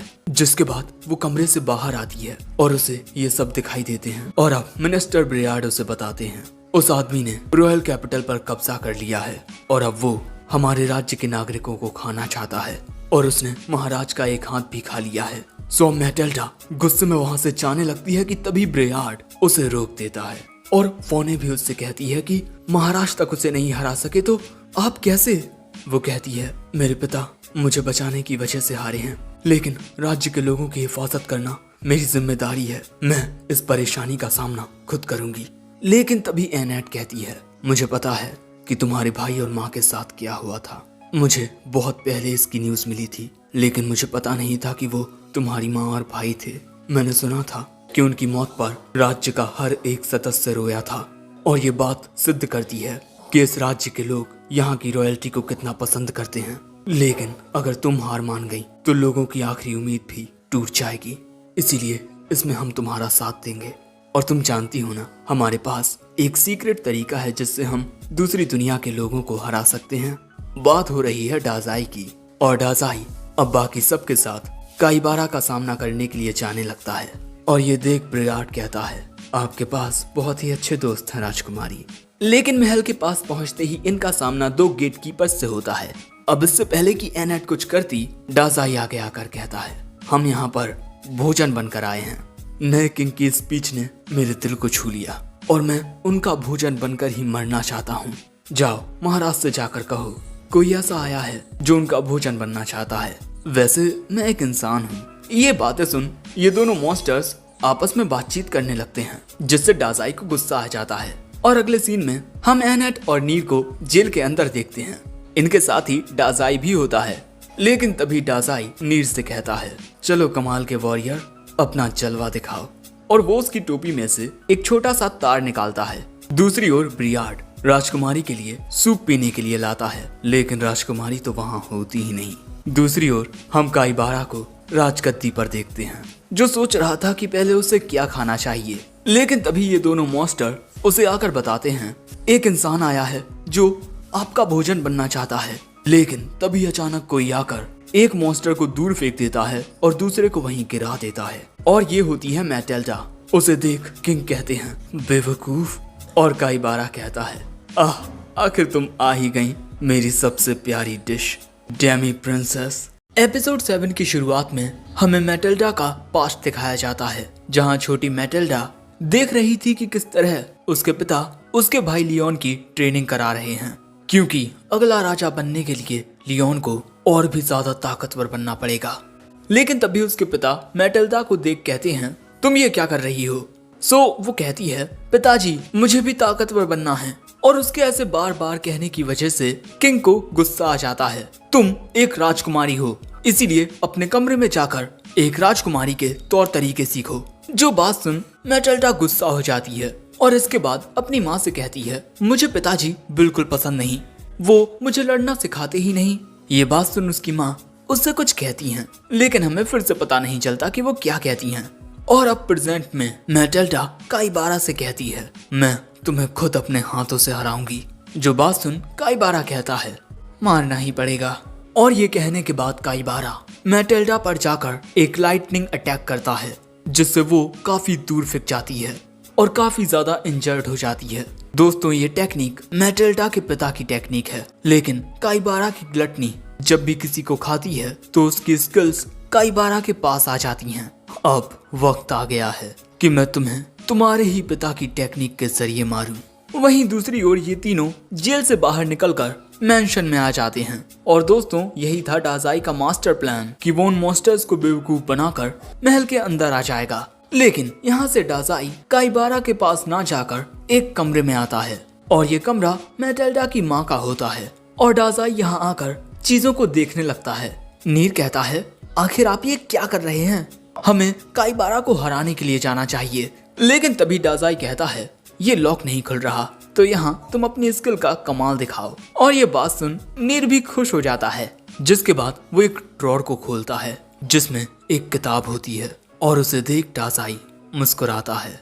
वहीं दूसरी ओर मैटेल्डा काइबारा का सामना करते हुए बहुत ही ज्यादा थक चुकी है, और काइबारा अभी भी मैटेल्डा पर लगातार खतरनाक हमले करता जा रहा है। और इसी तरह काइबारा मैटेल्डा को जमीन पर गिरा देता है और कहता है, तुम्हारे मार्शल आर्ट्स बहुत ही बेकार हैं, तुम मुझे कभी नहीं हरा पाओगी। और तभी मैटेल्डा को अपना बचपन याद आता है, जहां वो अपने भाई लियोन से पूछती है, आखिर तुम इतनी ट्रेनिंग क्यों करते हो? तुम्हें तो लड़ना पसंद भी नहीं। वो कहता है, तुमने सही कहा, मुझ में लड़ाई की ज्यादा काबिलियत नहीं है, लेकिन इसीलिए मैं दूसरों से ज्यादा मेहनत करूंगा। मैं पिताजी की तरह एक माहिर योद्धा बनना चाहता हूँ, ताकि मैं तुम्हारी माँ की और पूरे राज्य की हिफाजत कर सकूं। और यही याद करते हुए मैटेल्डा फिर से खड़ी होती है। उसके पिता उससे कहते हैं, तुम उसे कभी नहीं हरा पाओगी। वो कहती है, मैं ये जानती हूँ कि मैं उसे नहीं हरा पाऊंगी, लेकिन अगर मेरी जगह लियोन होता तब वो इस पल में भी हार नहीं मानता। ये देख काइबारा कहता है, वाह तुम में क्या जोश है, मैं तो सोच तक नहीं सकता कि तुम्हारा मांस कितना स्वादिष्ट होगा। आज मैं कह सकता हूँ, मैंने अपनी पिछली जिंदगी में जितने भी बेकार दिन गुजारे हैं वो आज के लिए ही थे। मेरी पिछली जिंदगी, उस वक्त मैं बस एक लाश था। मेरे माता पिता बहुत ही ज्यादा अमीर थे, मैंने जो भी मांगा उन्होंने वो मुझे ला कर दिया। हर दिन मुझे दुनिया का सबसे ज्यादा स्वादिष्ट खाना खाने को मिलता, लेकिन मेरा दिल हमेशा भूखा रहा। और इसके बाद एक दिन मैंने दुआ मांगी कि काश मेरे इस बेजान से दिल में भी जान होती। और इसके बाद काइबारा अपनी एक मेट को खाने के कांटे से जख्मी कर देता है क्योंकि उसकी वो ख्वाहिश कभी पूरी नहीं हुई। उसके माता पिता ने उस मेट को पैसे देकर उसका मुंह बंद करवा दिया। लेकिन मुझे मेरी जिंदगी और भी बेजान लगने लगी। हर कोई मुझे बचपन से ही भाग्यशाली कहता आया है, लेकिन मेरे लिए ये बस एक घटिया मजाक है। मैं शायद उस दुनिया का सबसे बदनसीब शख्स रहा हूँ। और इसी तरह भाई को एक ट्रक ने उड़ा दिया, लेकिन यहीं पर कई बार पहली दफा मुस्कुराया। और इसी तरह मैं इस दुनिया में आया और अब जो मेरा दिल चाहता है मैं वही करता हूँ। अब मैं बेजान नहीं रहा और तुम्हें खाकर मैं अपनी जिंदगी में और भी मिठास लाऊंगा। और इसके बाद कई बार अपनी ग्लटनी से मैटेल्डा को खाने के लिए जाता है। किंग उसे रोकने की कोशिश करता है, लेकिन इस वक्त कई बार किसी की नहीं सुनता। लेकिन तभी अचानक मैटेल्डा के सामने डासाई आ जाता है। तुम्हारी कहानी बहुत बोरिंग थी। और तभी काइबारा नोटिस करता है कि डासाई के सामने उसकी ग्लटनी कोई रिएक्ट नहीं कर रही। काइबारा की इंस्टिंक्ट इस आदमी को खाने से मना कर रही है। और तभी नीर और एनेट काइबारा को पीछे से घेर लेते हैं और एनेट कहती है, तुमने जो पाप किए हैं ईश्वर अब तुम्हें उनकी सजा देंगे और वो आदमी तुम्हें इस दुनिया से तुम्हारी दुनिया में वापस भेज देगा। और इसके बाद वो डासाई से उसकी पावर का यूज करने को कहती है, लेकिन डासाई ऐसा करने से मना कर देता है। इस आदमी की वो बकवास कहानी लिखने के लायक नहीं है। लेकिन डासाई की बात सुन काइबारा को गुस्सा आ जाता है और इसके बाद वो अपनी पावर को रिलीज करता है, जिस वजह से महल में बहुत सारी शॉक्स वेव क्रिएट होने लगती हैं। मैं उस डेमी प्रिंसेस से पहले तुम सभी को खत्म कर दूंगा। और दोस्तों, काइबारा के हमले की वजह से नीर बेहोश हो जाता है और ये सब देखकर मैटेल्डा इन सब का दोष खुद को देने लगती है। अगर मैंने ये सब ना किया होता, अगर मैंने उस वक्त इन सभी को जाने से रोका होता, अगर मैंने लियो की जगह लेने की कोशिश ना की होती, तो आज ऐसा कुछ नहीं होता। और यही सब कहते हुए वो रोने लगती है। लेकिन तभी डासाई उसके पास आकर उसे एक किताब निकाल कर देता है। मैं चाहता हूँ कि तुम ये कहानी पढ़ो। तुम्हारी ये बदकिस्मत कहानी सच में लिखने के लायक है। और इसके बाद जैसे ही मैटेल्डा उस किताब को खोलती है, उसमें से पेज बाहर निकलने लगते हैं, जो देख एनेट कहती है, क्या डासाई की पावर इस दुनिया के लोगों पर भी काम करती है? लेकिन तभी काइबारा एनेट पर एक हमला करता है, जिसे एनेट अपनी शील्ड से रोक लेती है। और वहीं डासाई मैटेल्डा से कहता है, जितना मैंने तुम्हारे पास्ट को जाना, मुझे समझ आया कि तुम अपनी ही ट्रू फीलिंग्स को दबाती आई हो और इसी वजह से बचपन से ही तुम्हारे पिता के एक आइडल प्रिंसेस वाले विजन्स तुम्हें जकड़ते आए हैं। और अपनी माँ और भाई को खोने के बाद तुमने अपने भाई की जगह लेने की कोशिश की, जो एक आइडल प्रिंस हो सकता था। लेकिन तुम्हारी इन भावनाओं ने तुम्हारे और तुम्हारे पिता के बीच एक दरार ला दी और इसी जद्दोजहद में तुमने अपना असली व्यक्तित्व ही खो दिया। लेकिन बचपन में तुम्हारी माँ ने तुम्हें बताया था कि असल में तुम कौन हो, और तुम्हें वो याद है ना? और अब फिर से मैटेल्डा अपनी माँ की कही बात याद करती है। मैटेल्डा, मेरी बात ध्यान से सुनो। तुम्हारी जिंदगी सिर्फ तुम्हारी है और तुम इसे जैसे चाहे वैसे जियो। और तुम अपने पिता को गलत मत समझो, वो चाहते हैं कि तुम हमेशा खुश रहो। और अब प्रेजेंट में डासाई कहता है, तो बोलो तुम क्या करोगी? क्या तुम अपने पिता की बात मानकर एक आइडल प्रिंसेस बनकर रहोगी, या फिर अपने भाई की जगह लेकर एक आइडल प्रिंस बनोगी? लेकिन मैं जानता हूँ कि ये दोनों ही तुम्हारे असल रास्ते नहीं हैं, क्योंकि तुम तामा हो। और जैसे ही डासाई ये बात कहता है, कागज के वो सारे पन्ने अचानक ही शीशों की तरह टूट जाते हैं और मैटेल्डा, जो हमेशा से बेड़ियों में बंधी आई है, वो आजाद हो जाती है। और तभी काइबारा भी देखता है कि अब मैटेल्डा की बॉडी से पावर निकल रही है। और यहाँ डासाई कहता है, तुम अपनी कहानी अपने हाथों से लिख सकती हो। और यहाँ मैटेल्डा के पिता भी ये देखकर हैरान हो जाते हैं कि ये तो crest of the divine beast है। और बचपन में भी लियोन ने ये साइन मैटेल्डा के हाथ में देखा था। लेकिन यहाँ मैटेल्डा कहती है, प्लीज ये बात पिताजी को मत बताना, वो नहीं चाहते कि मैं मार्शल आर्ट्स सीखूं, इसीलिए प्लीज उन्हें कुछ मत बताना। लेकिन यहाँ एक पेड़ के पीछे छुपकर उसके पिता ये सारी बातें सुन लेते हैं और उस दिन के बाद से वो क्रेस्ट मैटेल्डा के हाथ पर कभी नहीं आया। और शायद ये सब मेरी वजह से हुआ है, मेरे उस पर इतना जोर देने की वजह से उसका ये नेचुरल गिफ्ट कहीं खो सा गया था।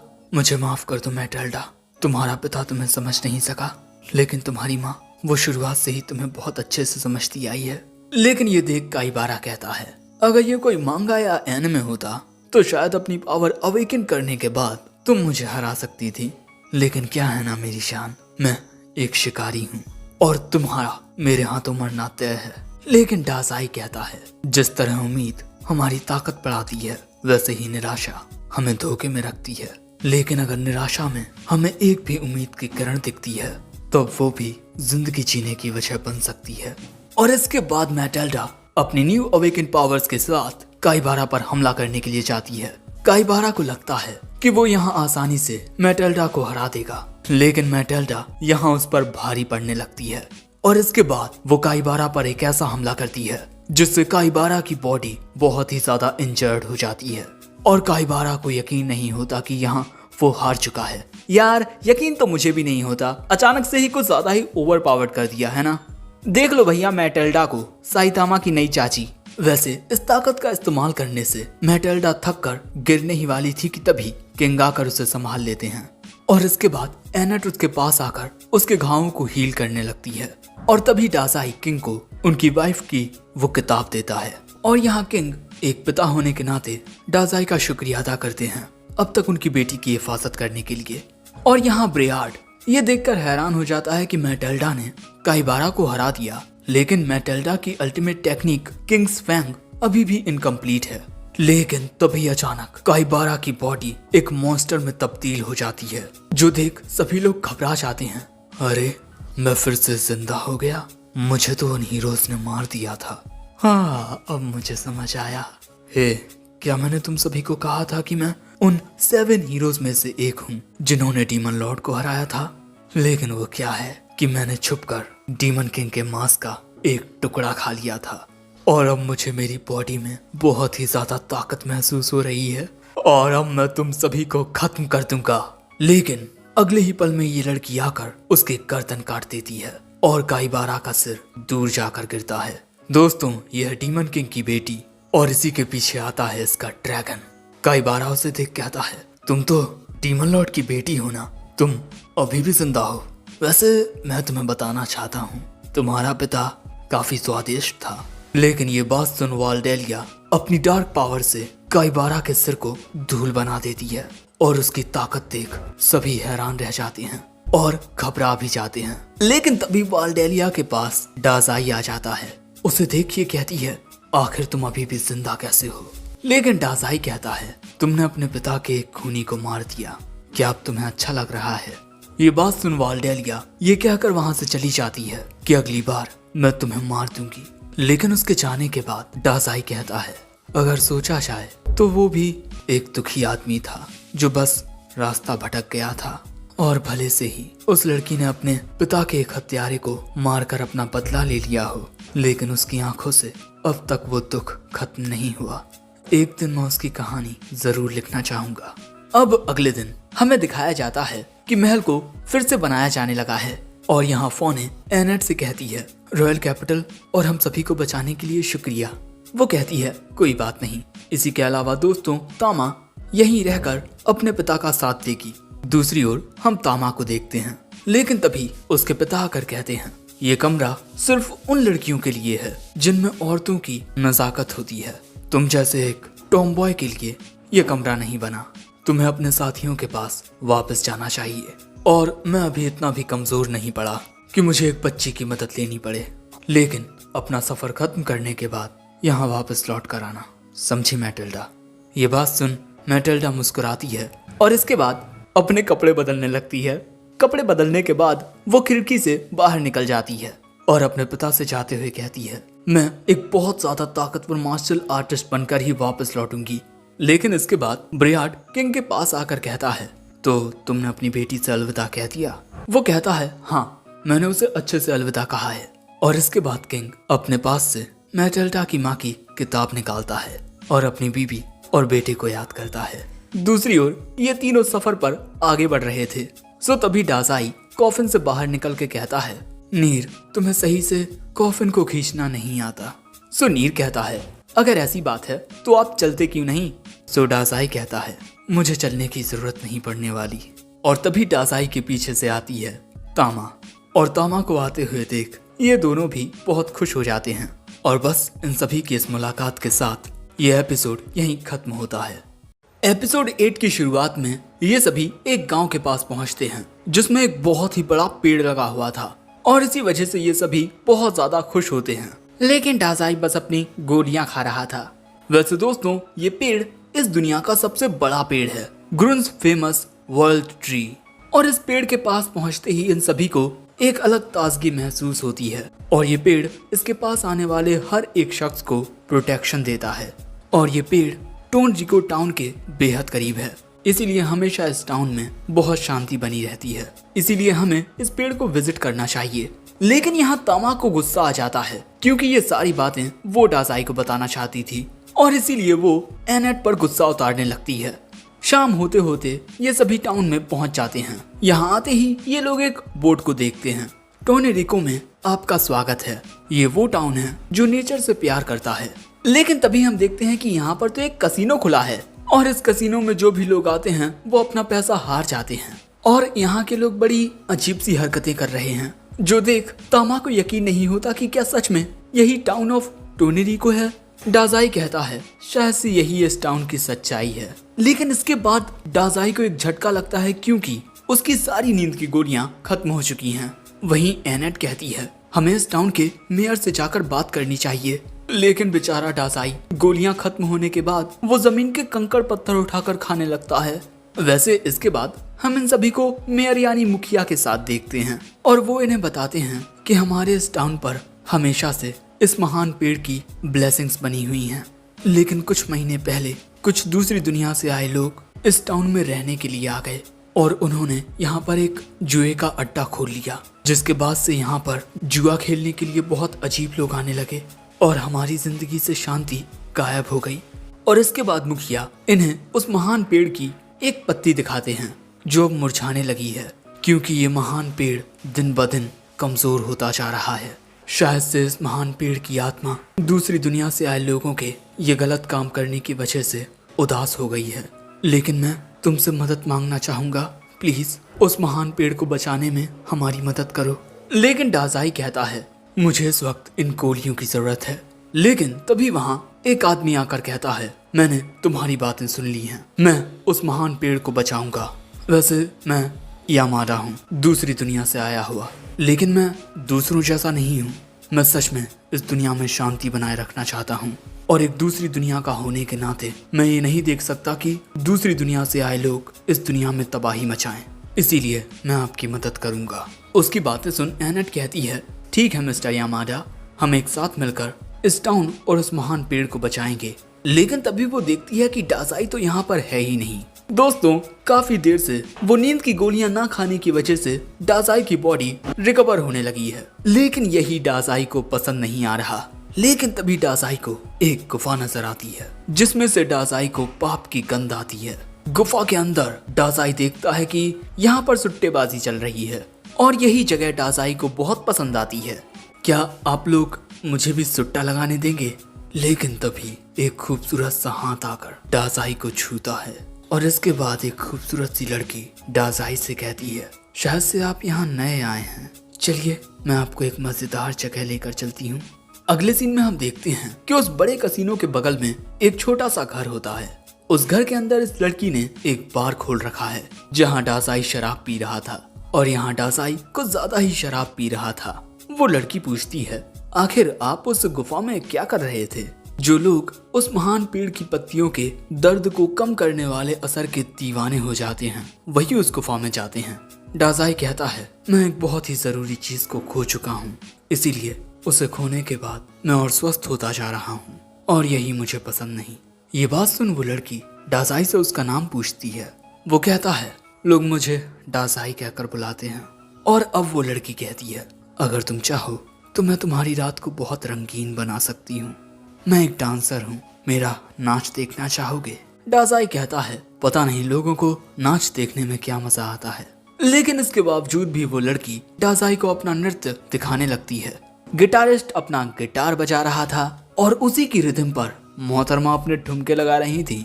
मोहतरमा के ठुमके आए हाय हाय हाय हाय हाय हाय और डाजाई यहाँ गौर से मोहतरमा को देखने लगता है और कहता है, वाह क्या खूबसूरत रात है। वहीं दूसरी ओर हम एनेट को देखते हैं जो इस गम में रोए जा रही थी कि डाजाई कहाँ चला गया। लेकिन अगले ही पल में उस कमरे में डाजाई आ जाता है। लेकिन एनेट के ये देखकर तोते उड़ जाते हैं कि डाजाई किसी खूबसूरत लड़की की बाहों में है और वो लड़की डाजाई को फ्लोर पर लेटा देती है और एनेट चिल्लाकर पूछती है, तुम कौन हो? लेकिन तभी मुखिया कहते हैं, मैंने तुम्हें यहाँ आने से मना किया था ना ईश। वो कहती है, मैं यहाँ सिर्फ इस आदमी को छोड़ने के लिए आई हूँ। वैसे डाजाई गुड नाइट। और ये कहकर वो यहाँ से चली जाती है। तामा पूछती है, आखिर वो कौन थी? वो बताते हैं, उसका नाम ईश है। लोग उसे टोनरिको की चुड़ैल बुलाते हैं। जब दूसरी दुनिया से आए लोगों ने इस टाउन में अपने जुए का अड्डा बनाना शुरू किया तब हम उन्हें रोकने के लिए कुछ नहीं कर सके। लेकिन ईश ने दूसरी दुनिया के उन लोगों का भरोसा जीतकर बगल में एक छोटा सा बार खोल लिया। उसे लोग हमेशा से एक रहस्यमयी औरत समझते आए हैं क्योंकि वो टाउन के आखिर में रहती थी। उसकी उम्र और उसका इतिहास कोई नहीं जानता। गांव का कोई भी शख्स उससे कोई मतलब नहीं रखता, न ही उसे कोई नुकसान पहुंचाता है क्योंकि वो भी किसी से कोई मतलब नहीं रखती। लेकिन अब वो दूसरी दुनिया के लोगों को अपने हुस्न के जाल में फंसाकर काफी अच्छा धंधा कर रही है। वो उन्हें शराब पिलाती है, उन्हें नाच दिखाती है और इसीलिए लोग उसे धोखेबाज चुड़ैल कहने लगे। जो सुन यामाडा कहता है, उसने पैसों के खातिर गलत का साथ दिया, उसे भी न्याय का सामना करना होगा। जो बात सुन मुखिया कहते हैं, तुम ही एक असली हीरो हो जो हमारे टाउन को बचा सकते हो। लेकिन अगले दिन सुबह होते ही हम देखते हैं कि डाजाई कहीं जाने लगता है। सो एनेट उसे रोकते हुए कहती है, आप कहाँ जा रहे हैं? हमें दूसरी दुनिया से आए उन बुरे लोगों को हराना है। लेकिन डाजाई कहता है, मैंने वो जॉब एक्सेप्ट नहीं की है, मैं तो उस बार में सुकून लेने के लिए जा रहा हूँ। जो देख यामाडा कहता है, शायद से ये उस चुड़ैल के हुस्न के जाल में फंस चुका है। लेकिन चिंता मत करो, जैसे ही हम इस टाउन से बुराई को खत्म करेंगे वो फिर से होश में आ जाएगा। और इसके बाद डाजाई बार में ईश से आकर कहता है, शुक्रिया, कल रात मैं तुम्हारी वजह से अपनी जिंदगी के दर्द को भूल सका। सो ईश कहती है, लेकिन तुम्हें यहाँ नहीं आना चाहिए डाजाई। लोग मुझे एक चुड़ैल कहते हैं, कहीं मेरी वजह से तुम्हारी जिंदगी बर्बाद ना हो जाए। लेकिन डाजाई कहता है, मैं बर्बाद होना चाहता हूँ। सो ईश कहती है, अच्छा तो मैं दुआ करूंगी कि उस महान पेड़ की स्पिरिट तुम्हारी हिफाजत करे। और इसके बाद वो डाजाई को उस महान पेड़ की स्पिरिट की कहानी सुनाती है कि जब उस महान पेड़ की आत्मा स्वर्ग में वापस लौटेगी तब हर किसी की ख्वाहिश पूरी होगी, लोगों की बीमारियां ठीक हो जाएंगी और फिर से खुशहाली आएगी। शायद आपको भी उस महान पेड़ से दुआ करनी चाहिए कि वो आपको आपके दर्द से बचाए। डाजाई कहता है, लेकिन बचना तो तुम चाहती हो। कल तुम्हें डांस करते हुए मैंने तुम्हारी आंखों में उदासी देखी। लेकिन तभी इस बार में आ जाते हैं दूसरी दुनिया के लोग शराब पीने के लिए। लेकिन यहाँ एक आदमी कुछ दूसरे आदमियों पर गुस्सा कर रहा था। जुआ खेलने के लिए तुमने जो पैसे उधार लिए थे अब उन्हें वापस करो, भले ही इसके लिए तुम्हें अपनी किन्नी ही क्यों ना बेचनी पड़े, वरना हम तुम्हारे टुकड़े टुकड़े कर देंगे। जिसके बाद वो सभी लोग वहाँ से डरकर भाग जाते हैं पैसे कमाने के लिए। और इसके बाद वो अपने बॉस से कहता है, अब हमें यहाँ इतना फायदा नहीं हो रहा, शायद से हमें अपना कसिनो कहीं और खोलना चाहिए। वो कहता है, इतनी जल्दी नहीं, इस गांव में शांति से जी रहे लोगों को हम नशे की लत लगाएंगे कि उस महान पेड़ की पत्तियों का धुआं पीने में कितना अच्छा लगता है। लेकिन तभी ईश उनसे कहती है, सर लेकिन आपने तो वादा किया था कि आपके कसिनो में सिर्फ दूसरी दुनिया के लोग ही खेलेंगे। बॉस कहता है, ईश धंधे में सिर्फ मुनाफा मायने रखता है और जितने ज्यादा लोग आएंगे तुम्हारी कमाई भी उतनी ही ज्यादा होगी। वो कहती है, नहीं, मैंने इस टाउन के लोगों की हिफाजत के लिए अब तक आपको बहुत सारे पैसे दिए हैं। लेकिन बॉस अपने आदमी को कुछ लोगों को किडनैप करने के लिए भेज देता है और जब ईश उसे रोकने की कोशिश करती है तब वो ईश को दूर धक्का दे देता है। सो अब डाजाई ईश के पास आकर कहता है, जिस दुनिया से मैं आया हूँ वहाँ तुम जैसी औरतों को चुड़ैल नहीं कहा जाता, बल्कि तुम तो एक परी हो। लेकिन तभी अचानक इन सभी को कुछ आवाज आती है। कसिनो के लोग आकर देखते हैं कि उनका कसिनो पूरा तहस महस हो चुका है जो इन चारों ने किया है। और यहाँ यामाडा कहता है, मैं तुम सभी को उन पापों की सजा देने आया हूँ जो तुमने अब तक किए हैं, और चुड़ैल तुम्हें भी तुम्हारे पापों की सजा मिलेगी। लेकिन लड़ाई शुरू होने से पहले ही डासाई वहां आता है और वो आकर यामाडा से कहता है, मुझे तुम्हारे जैसे लोग पसंद नहीं जो बस बड़ी बड़ी बातें करते हैं। सो यामाडा कहता है, शायद से तुम उस चुड़ैल के हुस्न के चाल में कुछ ज्यादा ही फंस चुके हो। डासाई कहता है, ऐसा तुम्हें लगता है, लेकिन जैसा मैं पहले था वैसा मैं अब भी हूँ। जो सुन यामाडा कहता है, अगर ऐसी बात है तब तुम्हें मुझे न्याय करने से नहीं रोकना चाहिए। और तभी ये गुंडे लोग यामाडा पर हमला करने के लिए जाते हैं। यामाडा अपनी तलवार के एक ही हमले से उन सभी को हरा देता है और वो सभी दूर फेंक जाते हैं। और ये तीनों हैरान हो जाते हैं कि यामाडा तो सच में ताकतवर है। इसीलिए अब ये गुंडे लोग यहाँ से भागने लगते हैं। और इसके बाद यामाडा ईश से कहता है, अब तुम क्या करोगी? वो सिर्फ इतना कहती है, टाउन को बचाने के लिए शुक्रिया। और इसके बाद यामाडा मुखिया से कहता है, वो बुरे लोग आपके टाउन को छोड़कर जा चुके हैं। जिसके बाद टाउन के लोग यामाडा की तारीफ करने लगते हैं और ईश को देखकर उसे धोखेबाज कहने लगते हैं, जो अपने फायदे के लिए टाउन के लोगों को धोखा देकर उन लोगों के साथ मिल गई। यहाँ तक कि लोग उस पर पत्थर भी फेंकने लगते हैं और कहते हैं कि ये टाउन छोड़कर चली जाओ धोखेबाज। लेकिन अब डासाई आते हुए कहता है, दुनिया कोई भी हो, लोग हमेशा एक जैसे रहेंगे। तुम लोग उस शख्स को इस तरह से ट्रीट करते हो जो इस टाउन को बचाने के लिए अकेला लड़ा हो। हर रात ये लड़की दूसरी दुनिया के उन लोगों को अपनी बातों में फंसाकर उनसे ये कहती कि वो इस टाउन के लोगों को कोई नुकसान ना पहुंचाएं। अगर ये ना होती तो वो लोग कब का इस टाउन को तबाह कर चुके होते और तुम लोगों को नशे की लत लगा चुके होते। इस टाउन को बचाने वाली सिर्फ एक है, ईश। लेकिन लोग डासाई की बातों पर भरोसा नहीं करते और इसीलिए आखिर में ईश कहती है, मेरी वजह से जो भी दिक्कत हुई उसके लिए माफ कर देना। और उसे जाता हुआ देख ये टाउन के लोग बहुत खुश होते हैं। लेकिन ये सब देख यामाडा कहता है, तुम जानते थे ये सब होगा, है ना? डासाई कहता है, लोग अच्छाई और बुराई की बातें करते हैं, लेकिन वो कभी खुद अपनी गिरेबान में झांक कर नहीं देखते कि वो जो करते हैं क्या वो सच में अच्छाई है। क्योंकि किसी एक के लिए जब कोई एक चीज अच्छी होती है तब किसी दूसरे के लिए वही चीज बुरी होती है। और यहाँ मैं तुम्हें गलत नहीं कह रहा, मैं बस ये कह रहा हूँ कि इस टाउन के लोगों ने इसके असली सेवियर को भगा दिया। इसके बाद डासाई के पीछे उसकी बाकी की टीम भी चली जाती है। वहीं मुखिया जी यामाडा के पास आते हैं एक और रिक्वेस्ट के लिए। उन दूसरी दुनिया के लोगों ने महान पेड़ की पत्तियों को बेचकर बहुत पैसे कमाए हैं, इसीलिए हमने सोचा है कि हम भी इन पत्तियों को बेचकर अपने टाउन में खुशहाली लाएंगे। अब बुराई इस टाउन को छोड़कर जा चुकी है, इसीलिए ये महान पेड़ फिर से ठीक हो जाएगा। और उसके बाद वो इस पत्ती को यामाडा के हाथ में देकर कहता है, मैं चाहता हूँ कि आप हमारे टाउन के बॉडीगार्ड बन जाएं, ताकि कोई दूसरा बुरा आदमी यहाँ आकर बर्बादी ना मचाए। लेकिन यही सब यामाडा को अजीब लगने लगता है, क्योंकि ये पत्ती वो पेमेंट है जो मुखिया जी उसे दे रहे थे। और अब उसे डासाई की कही बात समझ आती है कि अच्छाई और बुराई तो देखने वालों की नजरों में होती है। वहीं हम हमारी टीम को देखते हैं जो उस महान पेड़ के पास से गुजर रही थी। यहाँ एनेट कहती है, आपको सब पहले से ही पता था, है ना?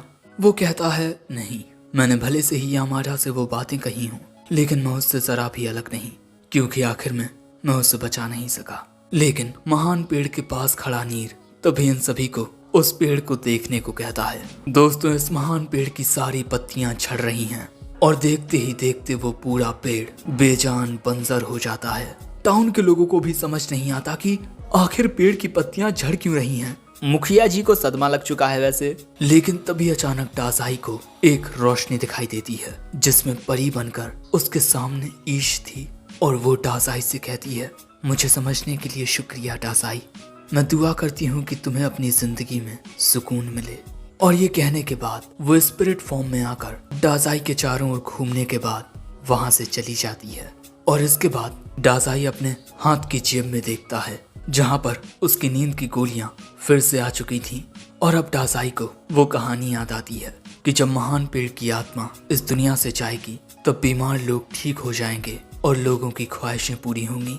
यानी कि दोस्तों, ईश ही इस महान पेड़ की आत्मा थी। और इसके बाद डासाई सुकून के साथ अपनी इन गोलियों को खाता है। और दोस्तों, यहीं पर ये एपिसोड एंड हो जाता है। एपिसोड 9 की शुरुआत में हम देखते हैं कि ये सभी एक रेगिस्तान के बीच से गुजर रहे थे और यहाँ डासाई सूरज देवता से कहता है, हे ईश्वर, आप मुझे अपनी आंख से जला दीजिए वैसे इस वक्त ये सभी एनेट के बताए हुए शॉर्टकट से ड्रीटेन टेम्पल की ओर जा रहे हैं, लेकिन चलते चलते ये इस रेगिस्तान में फंस गए। लेकिन यहाँ पर जो नीर होता है उसे शायद से रेगिस्तान के बारे में काफी सारी जानकारी थी। अरे जानकारी ही नहीं थी, असल में तो नीर इसी जगह से है। जो बात जान तामा और एनेट खुश हो जाती हैं, क्योंकि नीर की मदद से अब ये सभी इस रेगिस्तान से निकल सकेंगे। नीर कहता है, मुझे रेगिस्तान के बारे में बहुत सारी चीजों का पता है जो मैं अब तुम्हें बताता हूँ। लेसन नंबर 1, दिन में बहुत ज्यादा गर्मी होने की वजह से मॉन्स्टर्स और डाकू रात में आते हैं, यानी कि हमारे लिए दिन में सफर करना बिल्कुल सुरक्षित है। लेकिन तभी अचानक नीर के पीछे रेगिस्तान के अंदर से कुछ लोग बाहर निकलते हैं और उन्हें देख ये तीनों डर जाते हैं। इसके बाद हम कुछ बाइक्स पर कुछ आदमियों को देखते हैं और ये दूसरी दुनिया के होते हैं और इनके ग्रुप का नाम है हंट्समैन अदरवर्ल्ड रेसिंग और ये है इनका फर्स्ट बॉस तोरू। और ये कहता है, तुम सभी हमारी टेरिटरी में घुस आए हो, इसीलिए अब तुम्हें इसके पैसे देने होंगे। लेकिन ये बात सुन एनेट और तामा लड़ने के लिए तैयार हो जाती हैं। लेकिन बेचारे डाजाई को कॉफिन के अंदर बहुत गर्मी लग रही थी। लेकिन तभी तामा इनमें से एक आदमी पर अपनी किक से वार करती है। लेकिन जब दूसरा शख्स तामा पर हमला करने के लिए आता है तब एनेट अपनी शील्ड से उसे बचा लेती है और इसके बाद तामा उसे भी दूर फेंक देती है। जो देख ये दोनों समझ जाते हैं कि ये दोनों लड़कियां बहुत ज्यादा ताकतवर हैं। लेकिन डाजाई को कमजोर देखकर तोरू उस पर अपनी गाड़ी चढ़ाने के लिए आने लगता है। सो यहाँ नीर अपनी तलवार निकालने के बारे में सोचता है, लेकिन इसी के साथ वो काफी ज्यादा डरा हुआ होता है। इसीलिए तोरू उसका मजाक उड़ाने लगता है, तुम मेरे खिलाफ तलवार उठाओगे, अगर तुमने ऐसा किया तो मरने के लिए तैयार रहना बच्चे। मैं तुम पर इस जहर से हमला करूंगा और इस जहर से तुम्हारी दर्दनाक मौत होगी। लेकिन ये बात सुन डाजाई कहता है, हाँ मैं मरना चाहता हूँ, जल्दी मुझे एक दर्दनाक मौत दो। अब डाजाई की ये बातें सुन तोरू अपने बिच्छू के डंक से डाजाई पर हमला करता है। लेकिन जैसे ही ये डंक डाजाई के अंदर जाता है ये खुद ही डाजाई के अंदर के जहर से खत्म हो जाता है। इसी के साथ तोरू की पूरी बाइक भी स्वाहा हो जाती है और यहाँ डाजाई ने पॉइजन डार्ट स्कॉर्पियन को हरा दिया है। लेकिन इसके बाद तोरू डाजाई पर हमला करने के लिए जाता है और इस वक्त बेचारा नीर डर की वजह से कांपा जा रहा था। लेकिन तभी अचानक इन्हें एक भेड़िए की चीख सुनाई देती है और ये आवाज सुन तोरू अपनी गैंग के साथ यहाँ से भाग जाता है। वैसे भागते नहीं हैं ये लोग, बल्कि रेगिस्तान के अंदर चले जाते हैं, बिल्कुल एक बिच्छू की तरह। इसके बाद एनेट डाजाई के जख्म को ठीक करती है और नीर के उदास होने की वजह से तामा उसे आकर चीयर अप करती है। इतना परेशान मत हो, मुझे यकीन है कि अगली बार तुम दुश्मन का सामना कर लोगे बहादुर योद्धा। लेकिन इसके बाद नीर डाजाई से माफी मांगता है, मुझे माफ कर दीजिए, मैं बस एक कायर हूँ। सो डाजाई कहता है, कोई भी हीरो पैदा नहीं होता, असली हीरोज अपनी गलतियों से सीखकर ताकतवर बनते हैं। और इसके बाद एनेट कहती है, अब हमें यहाँ से चलना चाहिए, तो चलो हमें रास्ता दिखाओ नीर। जिसके बाद नीर में फिर से कॉन्फिडेंस आ जाता है और शाम होते होते वो उन्हें एक बिल्डिंग तक लेकर आ जाता है। ये एक ऑर्फनेज होता है और जैसे ही नीर जरा अंदर आता है कुछ बच्चे नीर को देखकर उसका नाम चिल्लाते हुए उसके पास आ जाते हैं और इसके बाद एक आंटी आकर कहती हैं, नीर तुम वापस आ गए। नीर कहता है, हाँ मैं आ गया। अब अगले सीन में हम देखते हैं कि ये आंटी यानी कि मिस कैथी सभी के लिए खाना बनाती हैं। नीर बहुत ही खुश होकर अपना खाना खाता है क्योंकि मिस कैथी के हाथों का बना खाना बहुत ही ज्यादा डिलीशियस होता है। मिस कैथी बताती हैं कि एक दयालु आदमी इनके अनाथालय के पास आकर खाना रख के चला जाता है और इन्हें नहीं पता कि वो कौन है। लेकिन तभी डाजाई कहता है, क्या आपके पास सिंथेटिक सीजनिंग फूड नहीं है? लेकिन किसी को डाजाई की बात समझ नहीं आती, इसीलिए ये लोग अपनी बातचीत करना जारी रखते हैं। ये बच्चा नीर से पूछता है, आपने जाते वक्त कहा था कि आप तभी लौटेंगे जब आप एक बहादुर योद्धा बन जाएंगे। नीर कहता है कि हाँ, मैं थोड़ा बहुत बहादुर बन चुका हूँ, आखिर मैं एक हीरोज पार्टी का मेंबर जो हूँ। जो बात सुन बच्चे पूछते हैं कि हीरो कहाँ है? ये है ना डाजाई, जो भूत ज्यादा लग रहा है। लेकिन डाजाई कहता है, मैं कोई हीरो नहीं हूँ बल्कि एक लेखक हूँ। ये बात सुन बच्चे कहते हैं, तो हमें कोई कहानी सुनाइए ना। सो डाजाई अब बच्चों को एक कहानी सुनाने लगता है। एक आदमी जिसने अपना सारा कर्ज अपने दोस्त के सिर पर डाल दिया और अपने दोस्त के सारे पैसे लेकर भाग गया। सो आंटी कहती हैं कि प्लीज ये कहानी बच्चों को मत सुनाइए। अब अगले सीन में हम नीर को देखते हैं जो सभी बच्चों को सोते हुए देख रहा था। उसके साथ एनेट और तामा भी थे। लेकिन तभी अचानक इन्हें फिर से एक भेड़िए की चीख सुनाई देती है। सो मिस कैथी इन्हें बताती हैं कि कुछ वक्त से एक भूखा भेड़िया इस एरिया में घूम रहा है और इसीलिए मिस कैथी को बहुत ज्यादा चिंता होती है क्योंकि इस घर में बच्चे रहते हैं और वो सभी को बाहर जाने से सख्त मना कर देती हैं। लेकिन भैया डाजाई बाहर ही होता है और उसके साथ जो मेलोस होता है वो डाजाई को अपने पीछे एक ओर ले जाने लगता है। डाजाई एक जगह पर पहुंचता है जहां पर बहुत सारे भेड़िए मरे पड़े हुए थे।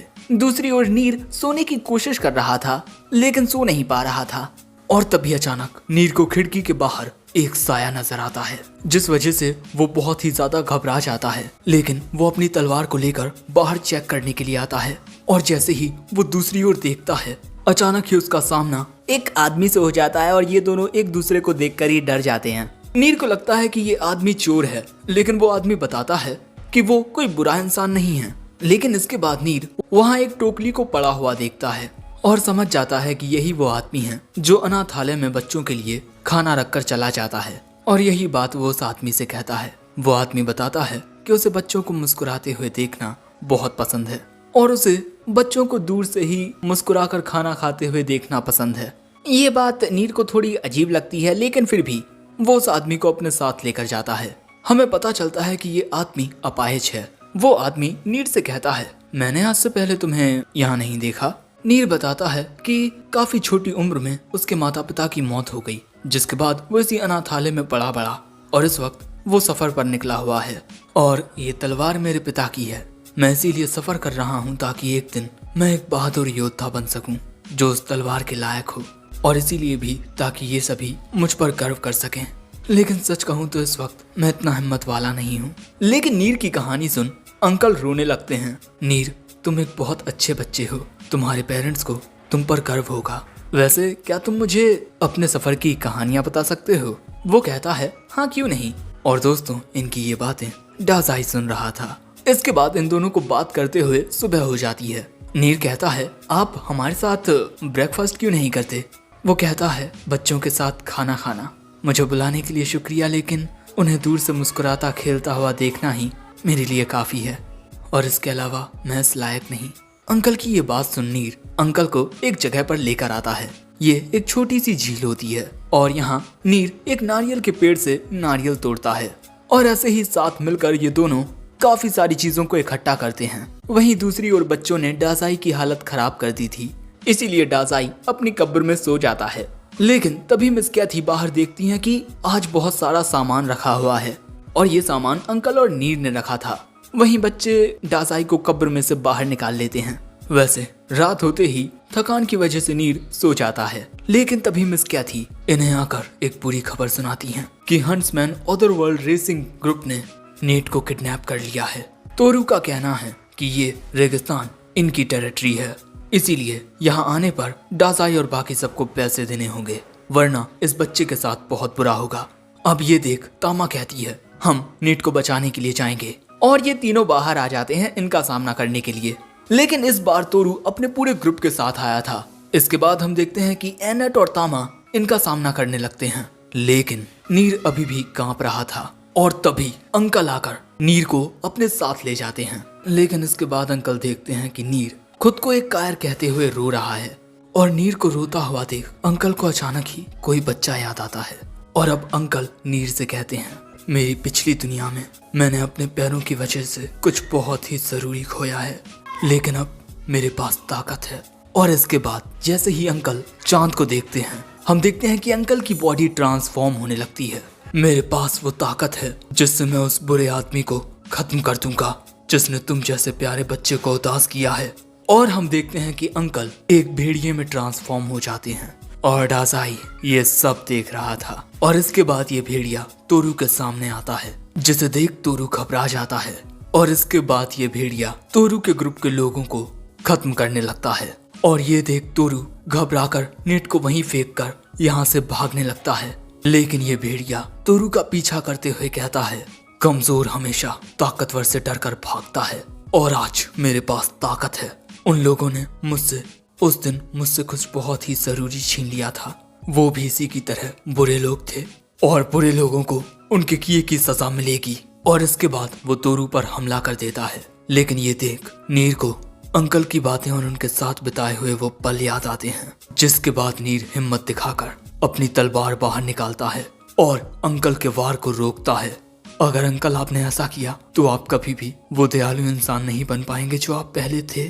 और तभी तोरू जैसे ही भागने की कोशिश करता है, अंकल उस पर हमला करके उसकी गाड़ी को तोड़ देते हैं। लेकिन फिर से नीर तोरू को बचाने के लिए आता है और इसी वजह से अंकल नीर पर हमला कर देते हैं और इसी पल में नीर अपनी तलवार को छोड़ देता है। और जब वो इस तरह अंकल के हमले को रोकता है तब अंकल को उसमें कोई और दिखाई देता है और यही देखकर अंकल खुद पर फिर से काबू पाने की कोशिश करने लगते हैं, जिसके बाद वो नॉर्मल हो जाते हैं। जिसके बाद नीर कहता है, आप ठीक तो है ना अंकल? और इसके बाद अंकल बताते हैं, मैंने एक लंबी और अकेलेपन से भरी हुई जिंदगी जी है।